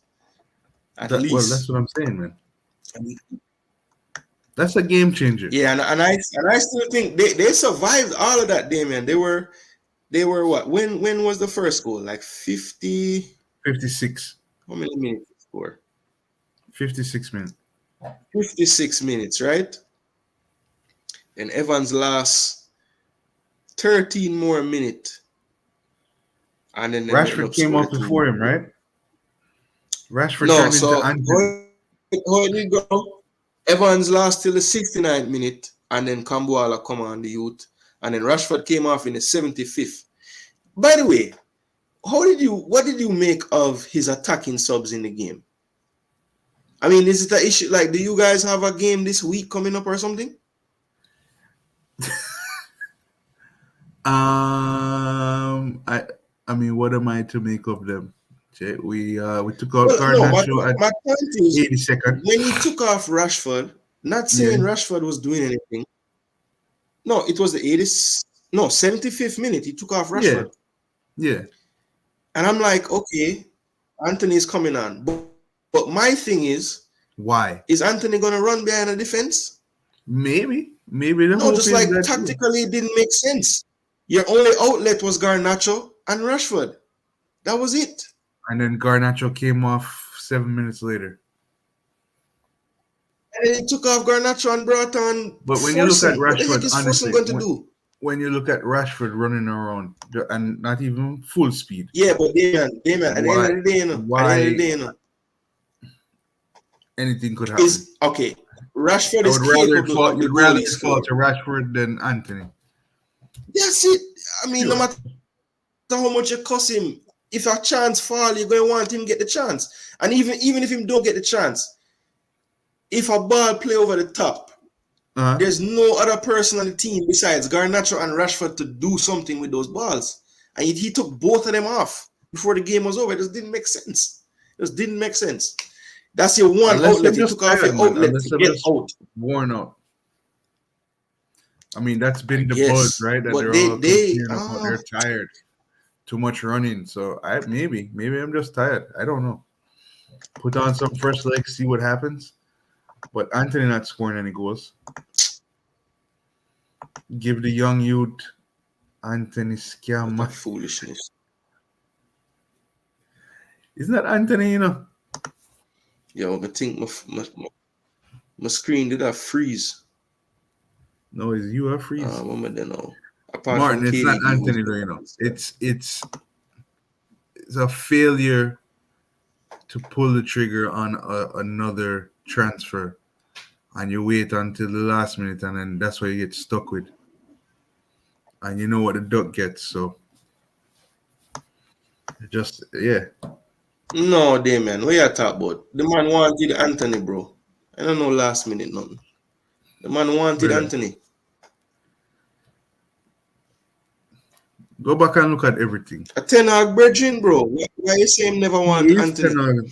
Sure, he's one of Ten Hag's former players, but Anthony was another late one. The 82 is what's fucked us. Right? That's 82 million, I think it The was. money. Yeah. The money. Why? We could have got him for less, is what I think. A few years ago, when I was watching him play at Ajax, I'd never think him would have looked like this right now, bro, to be honest. So sometimes players just don't make sense from where you check. It just don't make sense. Martin Baker asked me this. Jason Guna, do you think Jude and Phil will make England win a World Cup in our lifetime? But I'm not sure, because England look like them just salt when it come on to international tournaments. So I feel like them could have even have the best team and everything, and they might not win. So maybe, but I'm not sure. But if Jordan Pickford is keeping goal for them, they're not winning. Yo, I hate Jordan Pickford, but to be honest, when he play for England, he don't do too bad. And the people who supposed to be challenging him, right? They're not playing. Ramsdale don't play, and Nick Pope been injured the whole season. Yeah, John Stone was the other one around, but I mean, I don't know. I guess he's good. In bench Dean Henderson now. Henderson can't play again from him come back, so maybe I don't know. But I think if they can find a good keeper, and if Southgate don't just stick with him favorites and actually pick the form players, good luck. Then England have a chance. Good luck. Okay, so David said the transition is happening with KDB and Phil. Yeah. Logic one is still a talk about Villa winning the Champions League.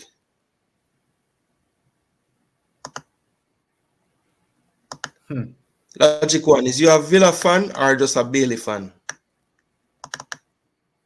or you're a Villa fan because of Bailey, or Villa is actually your side.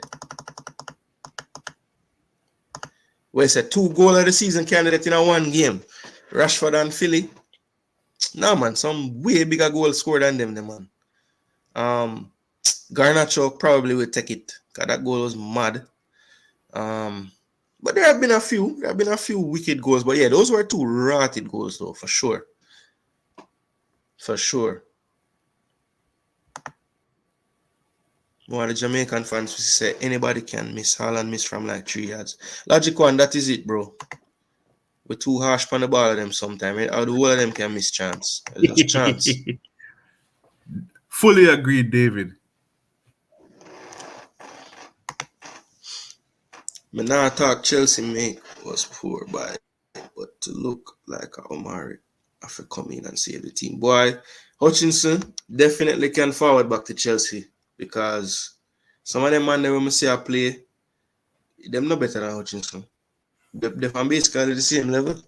And I think Hutchinson might actually have a little more quality. It's definitely with the final pass. When you compare him to like Madueke might be a little more explosive, but Madueke head chip, brother. Him not a brain. Him just run up and down. Him not really make the right decisions on the field. Thank you, Manu, for taking Anthony, and thank you, Chelsea, for taking Caicedo and Ukraine Bolt. Yeah, Oh, no, man. man. Enough No. bullet with dodge from where they are. But was Arsenal in from Anthony, though, David? I don't remember that. No, Were we? Caicedo. I know the Caicedo one we were. And I know And he would have been fine Mudryk with was... you guys. I think he's just shit because of this the system that he's in and the players that he's around. I think Who he you would have talking been about just right fine. now? Caicedo.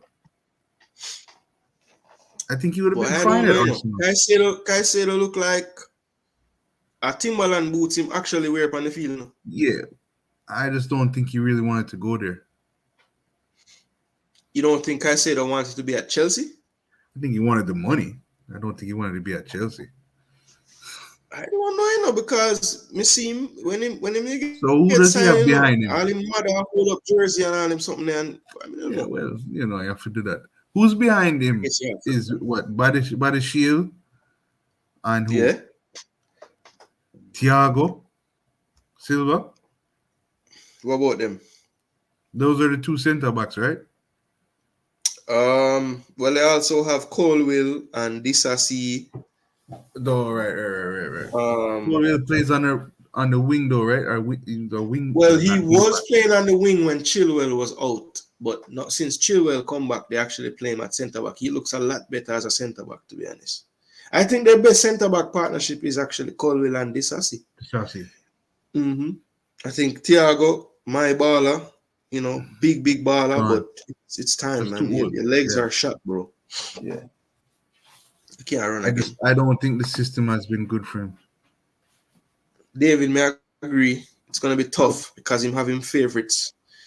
Put it this way: if Euros reach David and Calvin Phillips there on the side, then we know this man is a madman because he will pick players just because they've been there before, even if them not play football. Calvin Phillips can't get a game at West Ham right now, right? In all honesty, he played a few games and gave away a few goals, and Moyes just said, all right, sit down on the bench. Yeah. So he gave away a penalty one game, then he give away the ball and give away a goal another game.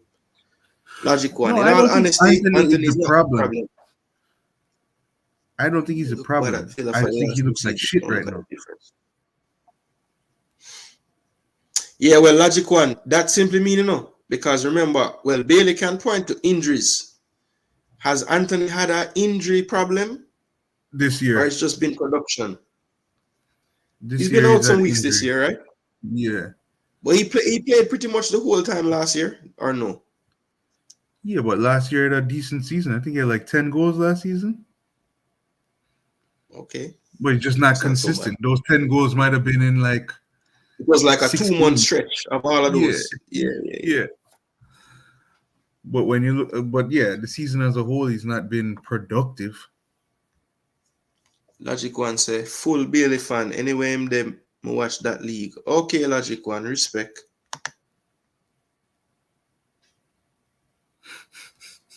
Martin. Oh, Martin, you probably laugh through me say Madueke and a brain.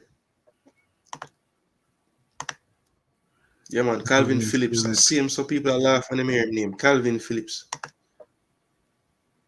Not a Chelsea fan until Whisper starts playing, but Caicedo a big baller. Boy, Logic one right now, the only thing big about him I boot them. Some Timberland boot. That's it. Calvin need to look for God grace. Yeah, definitely. If him not injured physically in brain. Sure. Well, and then he also started the season with the Well, Logic one. The reason why me I ask that, is because so it mean that the only thing gonna help Anthony is if you change the manager then. No, dog. No. It's not the manager. So I okay, don't so you say the system shitty. So who for system them I use now? No. I'm not saying the system's shitty. I'm saying we haven't been fully fit. When we're fully fit, we go on. You see the run that we go on. We beat Aston Villa twice. Yeah. Okay. So when we're fully fit, it's different. I just think that he needs what he's getting right now, and I need to give him a chance. And I hope Ratcliffe can change some things and make the right decisions and make decisions early, so that you get the guys you want in early. And maybe he doesn't need to be doing the recruiting. Maybe that's wrong. Maybe I don't need every freaking Eredivisie player, right? I don't need all Ajax. For real. I need to find because well, maybe that's what him need. Him should I get Kudus, Alvarez, Anthony, get back when name with the brother who did go there and dash him went from reach him can't play a game again. The Dutchman, the Dutch midfielder man. Damn, I don't even remember the man name because him not playing so long. Weird. Van der Beek, same name. Oh, Donny Van der Beek? Yeah. He's gone. I know, but I'm saying maybe Ten Hag did need that whole side because Van der Beek was on that side when they were good. Yeah, I think what they're complaining about now, all the players, is the amount of running. Sorry, a minority group of players, the amount of running. But I mean, come on, what the fuck are you supposed to do? That's your job, running, right? Yeah. Imagine Manu on a Liverpool. Or yeah, you look at the game differently, don't David? At that point, I don't know why we're waiting so long to pull the trigger on a lot of transfers. And that goes down to poor management in my brain. No, all right. Hear what no. Manu, all right. So look at Liverpool, how they kind of became what they became. They went and they bought players that they thought could become world beaters. Some of them they had to spend a lot of money for, Alisson and Van Dijk. Others they spent medium money for, Mane, Salah, right? But the key was they got them early in their cycle. Yeah. I think Mane cost them 40, 30 million. Salah, was like Mane was before Klopp, right? No, I don't think so. I'm pretty sure Klopp signed Mane. I'm pretty sure Klopp signed Mane, but I could be wrong. But I thought he signed him. Anybody who is a Liverpool fan, Salah for sure. But anyway, what I was getting at is Manu, when they were building this team, they didn't have the guts to like take chances on players that maybe aren't there yet, and they can make them get there. So instead of going for like a Saliba age profile, they just went and got somebody who's been good, Varane, and gave him a bunch of money. Casemiro was great, but on the tail end, gave him big wages, lots of money, big contract, years. So I just feel like they kind of missed the trick. Like they've seen what works in the league now. Like you have to build a foundation of youth at some point, and then you sprinkle in, even if you don't have the experience, you get players who maybe are at a good age but have been playing a long time. You know, like because Mhm. Kevin De Bruyne, he's been playing since he was young. You know what I'm saying? So at this point, he's like a vet. You know, Foden is young, but he's been playing since he was 18, and now he's 24. So like he's like been there, seen everything. Mhm. So, but maybe that's why it took them so long to win a Champions League. It's not enough experience and everything. But look at them now. It's like a well-oiled machine. So I just feel like Manchester Yeah, United didn't you have the have to hold bravery on. or the scouting network to find these players that maybe aren't at the huge level yet, but that's where they're going. And they don't have Yes, enough of those players. They you have need to all hold guys on. who are past their best. Yeah, you need to hold on to those two guys in Menu and Garnacho, and at this point Hoyland, right? Those three guys right now Yeah, no. If could I was carry the building, swing, those are the three right? players that I'm saying, okay, I can build around And these then three you need to, players. But it's just yeah. sad that in this stage, 2024, Manchester United only have three players that you can say that about. That to And me is a honestly, travesty. you nobody you might not agree with it, right? But he was a squad changer last year in Martinez, right? Maybe not a game changer, but he changed the morale of the team and the way people were No, hyped up I during games and all of that. that whole summer I figured he was coming to Arsenal, but You know, we got so Zinchenko instead. which you can't lose either way, as far as I'm concerned. Because could you imagine you Yeah, had I Gabriel think or for what Saliba with Licha? Yeah, for what we do, he would have worked great because he can Yeah, go and become the inverted wing back and everything, and he's a better defender than Zinchenko. So it would have been, I think, it would have been better because I think sure. Zinchenko is probably a smarter like possession player, but literally is not going to lose the ball either. He's very Yeah, I tidy mean, with the ball. So again, if you really look at what we did, I right? think I would rather have the stability of when we lose the ball of Licha than Zinchenko. Oh yeah, Because you have seen the difference with the last game of the week that we're going to talk about. Whoa, your they'll be game. proud of me. Oh, and 40 minutes, and I haven't brought up this team yet. But it's only You don't have because they to. were the last game of the weekend. So we're Well, go actually ahead, sir. yes. So Arsenal again breaking records, setting records. I think we're the first team to win 3 straight away games by 5 or more goals or something like that. So Yes. wow, good record to have. But yeah, it was 6-0. Sheffield United probably just put the final nail in their coffin to get relegated unless there's a miracle, probably. Um, but 6-0 to the Arsenal. 5 different goal scorers got their own goal. Um, Saka only played 45 minutes, which was great. Sit him down. After the game, Arsenal fans, no need to worry. He's just feeling sick. So nothing is wrong with him. He just is under the weather. So the coach didn't want to put him back out there for the second half. Um, yeah, man. Arsenal are play dominoes. Who next? Who I get 6 love next? I don't know. But yeah, 6-0 today to the Arsenal. I'm an Arsenal fan, so of course anything I say about Arsenal, people can say it's biased or whatever. But I don't care. If we look at just how the teams are playing that are in the title race, Liverpool, Manchester City, Arsenal, I think most neutrals would agree Arsenal is playing the best right now in terms of just how it looks. We have the least amount of goals conceded. We scored the most goals. We seem to be putting teams away by wider margins lately.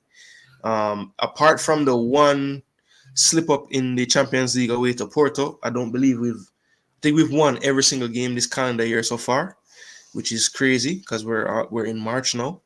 And that's 7 on the bounce in the Premier League. So look, may this continue.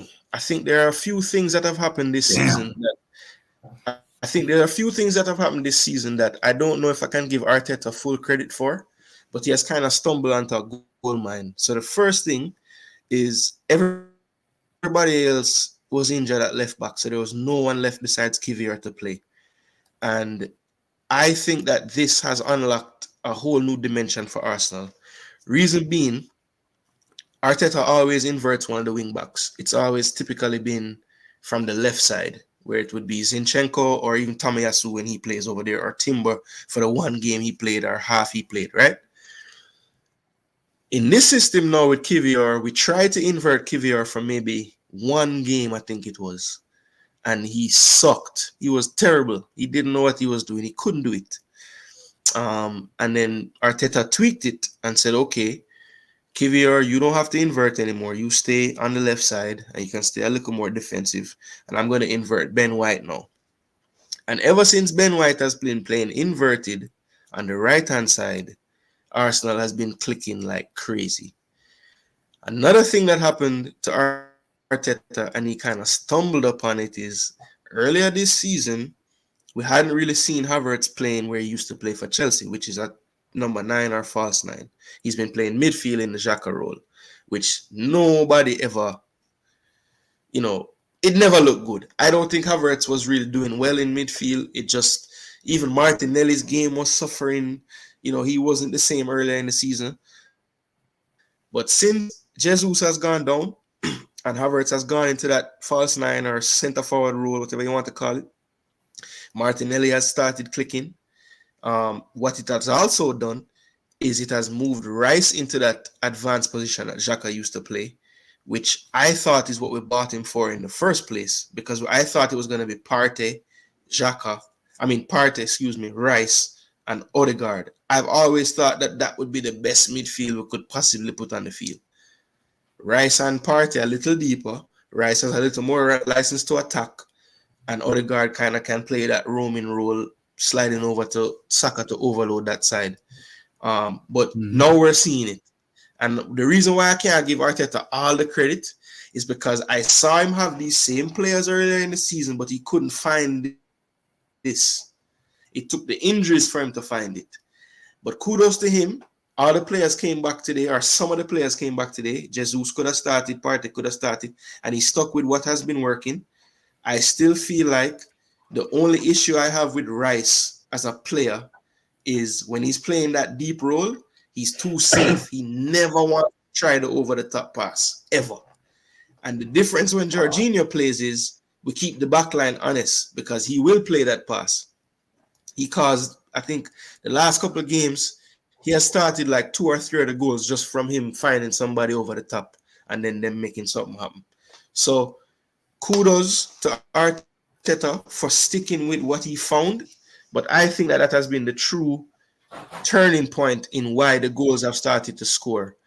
Havertz linking up with the midfielders and the wingers, and him figuring out that Ben White is my inverted player and not the other side. And I think the back line is a lot more solid because Kivior is a better defender than Zinchenko. Ben White, I think, has the technical skill and ability to get into the attack and cause problems, which is what he has a chance to do now that he inverts and pushes higher up. So yeah, right now, I love what I'm seeing, man. I don't know. Maybe somebody who's not an Arsenal fan, tell me why I'm overblowing this. Am I overreacting, or is this what's happening? Huh? That's exactly where I was going, David.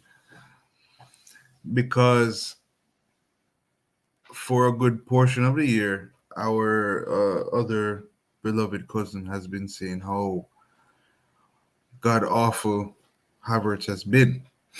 And I have actually questioned Jason quite a bit about Jesus and what he really brings, given, I guess, his goal scoring prowess, right? Like I don't think he's been scoring much this season, or lack thereof, right? This season, right? And it's more about the pressure that you were saying that he was bringing, right? But you can see, as you're saying now, that Havertz brings a lot more to your side, and I guess that's because of the injuries. But I mean, the guy has been sitting there, and you just needed to take Jesus off the field, and he can be the pressure guy at the end of the game when you might need to be chasing a game versus Havertz playing the entire game, right? He was clearly unhappy at the central midfielder position, Havertz, and he's much more free to play his game the way he knows how to play now. I think Jesus he needs to stay on the bench, dog, and just come off for the rest of the season if you guys want to keep this up. I mean, just Yeah, keep the form going the I way it is. think I think based on how he used him today, I just have a feeling like going forward, his plan is to play Havertz in the league and start Jesus in the Champions League. I think that's what he's gonna do because maybe something about the way that the Premier League defense is set up, Havertz just makes more sense. Maybe in like in the Man City game when we played them, maybe he goes back to Jesus because he might not want that look. I don't know. But one thing that I have noticed is I would. Havertz. I think like if you ask like players that have played with Havertz, they probably all would tell you they love playing with him because Mm-hmm. he's one of those players that literally like just feeds off of people. Like he just wants to knock it to somebody, get into space, get it back. He's very inclusive in how he plays. I think Jesus. There was even a play today where I saw the difference in what they do. So Jesus had a pass to the right to I think and he like tried to like do a Cruyff turn on a man and it kind of bounced off him foot and then Havertz got it and took it over with it and Havertz I didn't see a pass for Havertz, but Havertz played a pass back to Jesus that I never even see. So I think Havertz's vision is a little bit better than Jesus in terms of just like, keeping the play moving. And I think sometimes when Yeah, Jesus gets the ball, he'd be better served to just play it and get into the box to score the goal. but he likes to Jesus take sometimes people wants on. to just dribble into the box, beat the Yeah, 5 man, keep it too long. And Brazil. sometimes the game just requires control pass. So I think with that, maybe that's a part of the reason why you're seeing more goals flow is like just the fluidity of the movement of the ball because Havertz doesn't really keep the ball long. And I think when he was in midfield, people were saying he plays too slow. But I think in attack he doesn't look slow at all. It looks like a lot more, and maybe it's a part of just knowing his teammates more as well because Sure. it seems to be a lot less thinking, way more one time. Um, so yeah, I think Havertz obviously is a technical player. I think his first touch is like top class. I think that's why everywhere he's gone, he plays because he probably trains incredibly. Every drill, the ball is a dead man foot. Like he's just one of those players, and I'm beginning to realize that Arteta really values like this part of your game. Like Mm-hmm. how well do you think the game? How well do you see space? How well do you create space for others? Those things to me are things that him really look at in players because Kai Havertz to be spent that money on, like, you know, he's not the type of player that's gonna like, oh my gosh, I spent my life savings to watch Kai Havertz play a game. But I guarantee you, people that analyze football and coaches of football probably all rate Havertz, all of them, because the things that he does might be so subtle to the casual fan, but anybody really breaking down the game will see like this guy just knows how to manipulate space on the field. Like, look how much more space our wingers have when he plays. He's a direct reason why that's happening. So you have to give him the credit for those things. But you have to dig a little Right. deeper. The casual fan might not see it. Yeah, that's what Yeah, I was gonna ask you. Now Timber's back. What do you do? Timber is another one. So to me, this is the last phase of Arteta becoming like a true, really, really great manager. Like we have a rotted squad at the moment. We have all these games coming up. Like how does he figure out when to rest, when to play, who to play against who? This to me is his final phase. I think And he's you guys are obviously a fully great, healthy now, right, Jay? Partey just is back. about. Suarez. I think, yeah. I think it's just Tamayasu, Timber. Um, that's it. Tomiyasu and Timber, right? Yeah, I think so. And Zinchenko. Those three. That's all that's left. Everybody else is fit right now. I mean, where do those guys But fit yeah, I in? think that's the Those last guys are phase for just him. those guys are just Champions League subs or Champions League starters. What? But I mean, I don't know, But I feel like with Timber, it probably will be like spot minutes. I'd be surprised to see him starting any games, honestly. Because when you have such a major injury, you probably don't want to put him in a situation like that. But I think he'll get some minutes before the season is over. Um, I think Zinchenko is going to struggle to play when he comes back because especially the only way I see Zinchenko playing is it will have to be if Zinchenko plays, Tomiyasu will play right back because they'll switch the three. They'll make Zinchenko invert and keep Tomiyasu back in the back three type of setup when Zinchenko's going forward. If Kivior plays, Ben White's gonna play because he's the one that can play that side. So I think it's gonna depend on who plays when. You have 11, 12, 11 games left, right? 10 Yeah, we games. have 11 left. 11? No, 11. 27 played.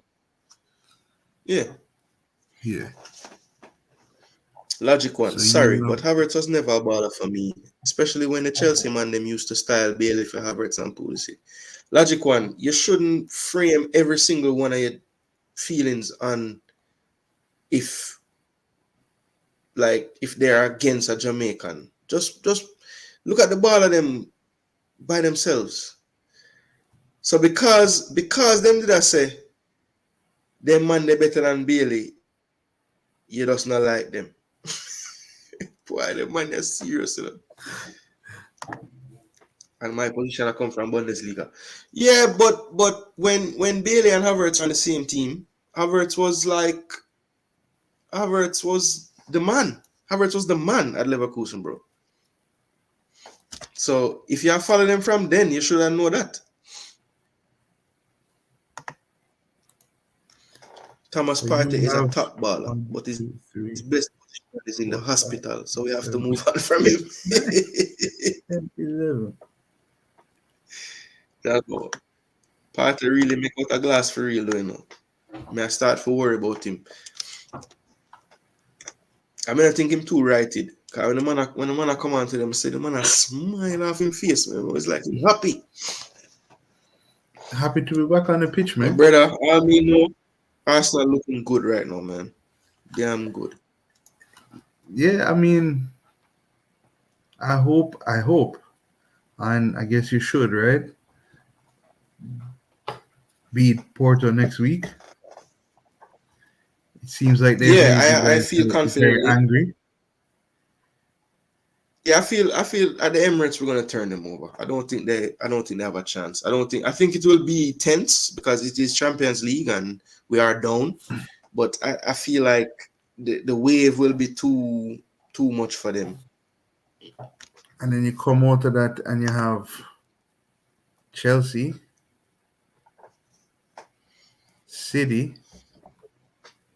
Yeah, we have a rotted run. But the Chelsea game is Every postponed, because that's actually why? a FA Cup weekend. Oh, After we should go back to Dubai again because we have Brentford, Porto, and then we don't play City until the the 31st. 31st. Yeah. There's So a chance Chelsea's though that I think if Chelsea loses in the FA Cup or something like that, we could you guys play reschedule that game like right before the before. City game, maybe. It just depends on how the FA Cup results go. But I think because of the Luton, international window, Brighton. we probably won't go to Dubai. I mean, you But should yeah, end the Luton, season on a Brighton, fairly Villa, good. That Villa Play game the should be season. big. And then the big games for us is all of them. But the ones that I'm circling is definitely the City City, when we Villa. host Chelsea because Chelsea always play against us good for some reason. Um, the Villa game at home, even though I don't really trust Villa on the road like I do at home, but still that should be a tough game. Tottenham.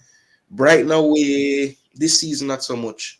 And then when we go to Spurs and when we go to United, those 4 games. Because I don't care what kind of version of United it is. When we play United at home on their ground, Will it's play usually well. tough. And Spurs the same. It's always tough on that ground, even when they were garbage. It's been tough. So Logic And, one. Listen, and man. No, don't mind. brother. I Bailey do the work and enough chance him dash way. Him make Bailey numbers look weak. Logic one. Bill no man. Bill no man. Bill no man. When they were both at Leverkusen, he was not. Bailey was a baller. He is a baller now, but it's levels to it, bro. At Leverkusen, Havertz was the linchpin of the team, and even after Havertz left, um, you know, it was like Diaby and Bailey neck and neck. You know what I mean? I don't. There was never a time when Bailey was like the man. Bailey had stretches on that team where he was the man, like for like months at a time or weeks at a time. But over the season, he always had his little spells where he wasn't doing much. Logic one. We can be honest, and still be a Bailey fan. It's okay. Do you think players face too many games in a season with all these competitions plus international? David, honestly, if the players are doing what is there for them in terms of utilizing all the trainers and all the nutrition and all of this, they'll be fine. They have recovery machines. They have the GPS systems to let you know when you're going too much, too little. I think if they are professionals, I think they can get through the workload because there's too many players out there that do it. Rodri has been playing 55, 60 games for like 4 years now and never injured. So I think it's not easy. Don't get me wrong. It's tough, but I think if they're doing all the right things, and maybe it comes down to like being honest with your coaches at times too, because obviously you want to play every game, but I'm sure man play when they're not supposed to play. You know what I'm saying? So you know, just understanding that you might have to rest every now and again, because I'm sure there are players out there that literally tell them, coach, yo, I'm in a business, how am I looking at any metric, I have to play, I want to play. But sometimes you need a rest. So Yeah, and I mean it's tough, David. that's a Like fair statement. it's tough. There's a lot of games, but I think if they do the right things and the teams like use their squad, then you should be able to get through, to be honest. No, but Logic One, all right. Me not try to change your opinion or your opinion, but me I say like maybe me did watch a lot of the games too. Like that's a possibility. And I can tell you that yes, he may have missed some chances and mess up Bailey stats, but Bailey wasn't the man. He wasn't the man there, bro. He was one of the people. In Villa now, cash now feed Bailey to impact his total numbers. Watch the game like I do. May I pre my baller. Yeah, but that's the problem, Logic One. You're so fixated on Bailey that you're cloudy about everybody else. Because yes, say cash now feed Bailey. Cash barely play with Bailey. I just from where they when Kanza out, Kanza they play with Bailey, so you cost Kanza too. And Kesha play with him and Bailey still get assists and goal. So where you talk about really? Come on, brother. May I watch football to Logic One. I know you wanna watch football. And again, your opinion, may not beat the feet. But if you watch Bailey, you have to be able to watch the people around Bailey. Because remember, Bailey don't play against a team by himself. He play for Aston Villa. So you can't watch the Bailey team just for beat everybody else and say, why them not do this for Bailey? Why them not do that for Bailey? I know Bailey one them a play for. Them a play for the side. You see me? Yeah, But yo, at 2 hours we are talk final. yeah, man. And I think we've gone through every game. People, How? minute 7 minutes ago talk upon the reggae boys, but it's them times of the evening, brother. It's 12 o'clock midnight on the East Coast. Yes, And sir. I have to wake up very early in the morning. Yes. So, Damian, respect for the strength, bro. It was fun. I enjoyed it going through the games. This Always. is something that I plan to do on a weekly basis. It will either be Sunday or Monday. Yes, my brother. I wanted to do the first one on Monday because I wanted to make sure that the Gunners game. Oh, here it is. The Gunners game happened, and it did, and I'm glad that I waited because it was worth Gonna it. keep mine like Yes, this. cover up your badge. Cover up your badge. Keep the Adidas out. Yeah, man. Big up, David. Respect for tuning Big in, up. and anybody that sees this show after the live, it will be on YouTube. Leave your comments in the comment section. I'd love to interact with you guys, let you know how I'm feeling. Logic One, you can keep the banter going in the comment section as well. We can argue for months about this topic. LOL, trust me, bro. Cash no rate the man. Me actually agree with you that Cash don't rate him. Don't rate him. I see something weird going on there. Zaniolo play better with Bailey. In the game against Luton, Cash no play the right wing until they have it. Come on. So what you mean Zaniolo play better with Bailey? Because typically Zaniolo and Bailey not really depend on the field. I guess Zaniolo might play that secondary forward role with Watkins and Bailey still wide. I guess that could happen. I think that's what happened the other day when Tillemans came off. They brought on Zaniolo. But his DRB came on for Bailey in that game. No, but what may I say logic one is Cash been playing right back since Karim. So he has been playing on that wing with him, and Bailey has still been producing since Cousins has been out. So even though I'm not like him, Bailey still a do him thing when Cash a play. That's all I'm say.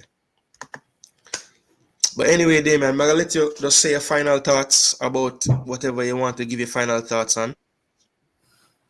Final thoughts? If you have any, but you don't have to have any. Let's just finish the season in 6th. That's it. Keep up the bad work, all right, man. So 6th. So that simply means bro, it's out of my hands. That simply means we have 44 points right now. I have 11 games left. Boy, enough team are chasing you, brother. That's why I said let's West just Ham stay 2 points behind you. Newcastle 4 points behind you. Brighton 5. Wolves 6. Let's stay in 6th. And the mighty Chelsea. I would love to finish in 5th. The mighty Chelsea with a game in hand. But and hopefully maybe that stretch against for Tottenham, those 4 games will kill off all their chances for finishing 5th. So I get a Europa League spot. Mm-hmm. But yeah, listen, Logic One, Marie Bailey to No, but all right, Logic One. Me have to answer that one. Yeah. Logic One. Zaniolo play second striker when he play, brother. Typically. And if him now play second striker, him play on the right where Bailey play. And Diaby play the second striker. Bailey rarely play second striker this season. Because last season, remember, he was doing it all the time. And it wasn't working out. Never work out. So once Bailey proved to Emery that he can do the defensive work on that side, that's where he has been, on that right side. Mm-hmm. And if anything, them shade McGinn in the midfield over there for kind of make Bailey don't have to maybe run back so much and just kind of stay high. So them kind of tilt the midfield to Bailey's side because them know Bailey now go to run back and them don't really want him to run back because them want him in the counter and in the attack. So them Emery kind of figure out that him can't expect Bailey to do all of this on the wing there, and them kind of set the team up to make sure Bailey don't have to come back.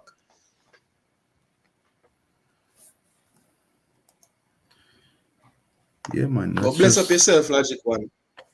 Yeah. I enjoy the banter and the discussion. West Ham to beat United. Logic One would have loved for that to happen, because Antonio need a goal like from last year season or last good thing so we don't play West Ham this week. Jano Damian, we Gunners can relate. We're there for years and it's gonna take a few more to rectify. Look, man, Arsenal fans know about one this. season at a time, man. And we just need some more. Hold on, Logic One. You tell me say every time Zaniolo play, I say go every single time, because it's not true, Bailey, when last Bailey played second striker, Logic One, this season. I think Bailey he said he said rarely this play week. this up. There might be moments in play where Bailey is tucked inside, but that's not where he's playing. He's been playing like since what's his name? Since Kamara not playing, him play basically like a 4-5-1. That's basically what him play right now. And Tielemans is the furthest midfielder, or the most central furthest midfielder. So it's almost like him playing second striker, but him really playing cam. And then you have Bailey on one side and then Ramsey on the other side, but Ramsey kind of float everywhere. So Emery have a mad fluid system, yeah, man. But Bailey, natural position when they're defending is right midfield to right wing, basically, somewhere in that general area. And him have the license to cut in when them attack. Far out trucking say when Cash plays, he plays as if he's the right wing. When Kanta play right back, he allowed Bailey to play his game. But far out trucking, that is true. Cash is a more attacking player. So, maybe when he plays, Bailey does look more like a second striker because he's kind of more infield to find space. Yeah, man, far out. Respect, bro. You can watch back the show, bro. We did go through the whole league and thing and have some nice discussion. Yeah, man. So Logic One say, yo, nah, trust me. Me if you trust him. All right, Logic One.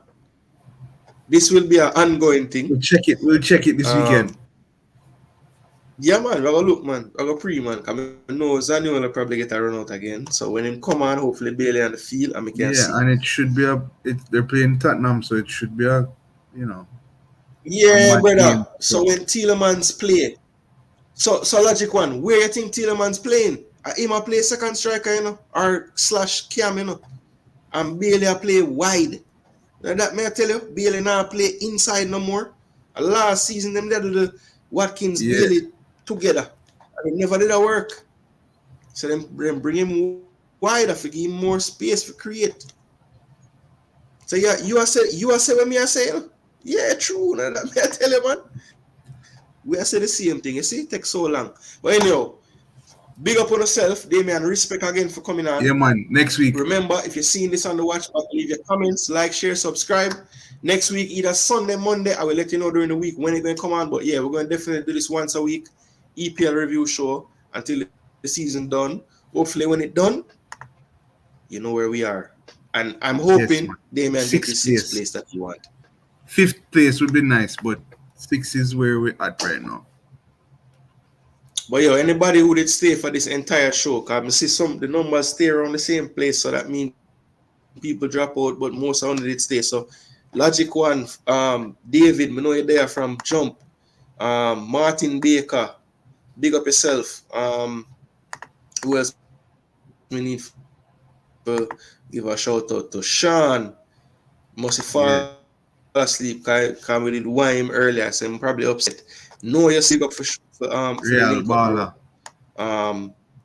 Smokey, Real Baller. Yeah, man, everybody where they leave a comment, respect. As I say, when I go see more of these shows, just getting the feet wet as we go, you're gonna see improvements, you're gonna see some mad graphics and all kind of madness. But for right now, let's keep it simple till the channel grow. And as the channel grow, we invest in the channels in. So big up yourself. Until next time, Jason Guna, Damian, we're out of here. Big up and bless upon yourself.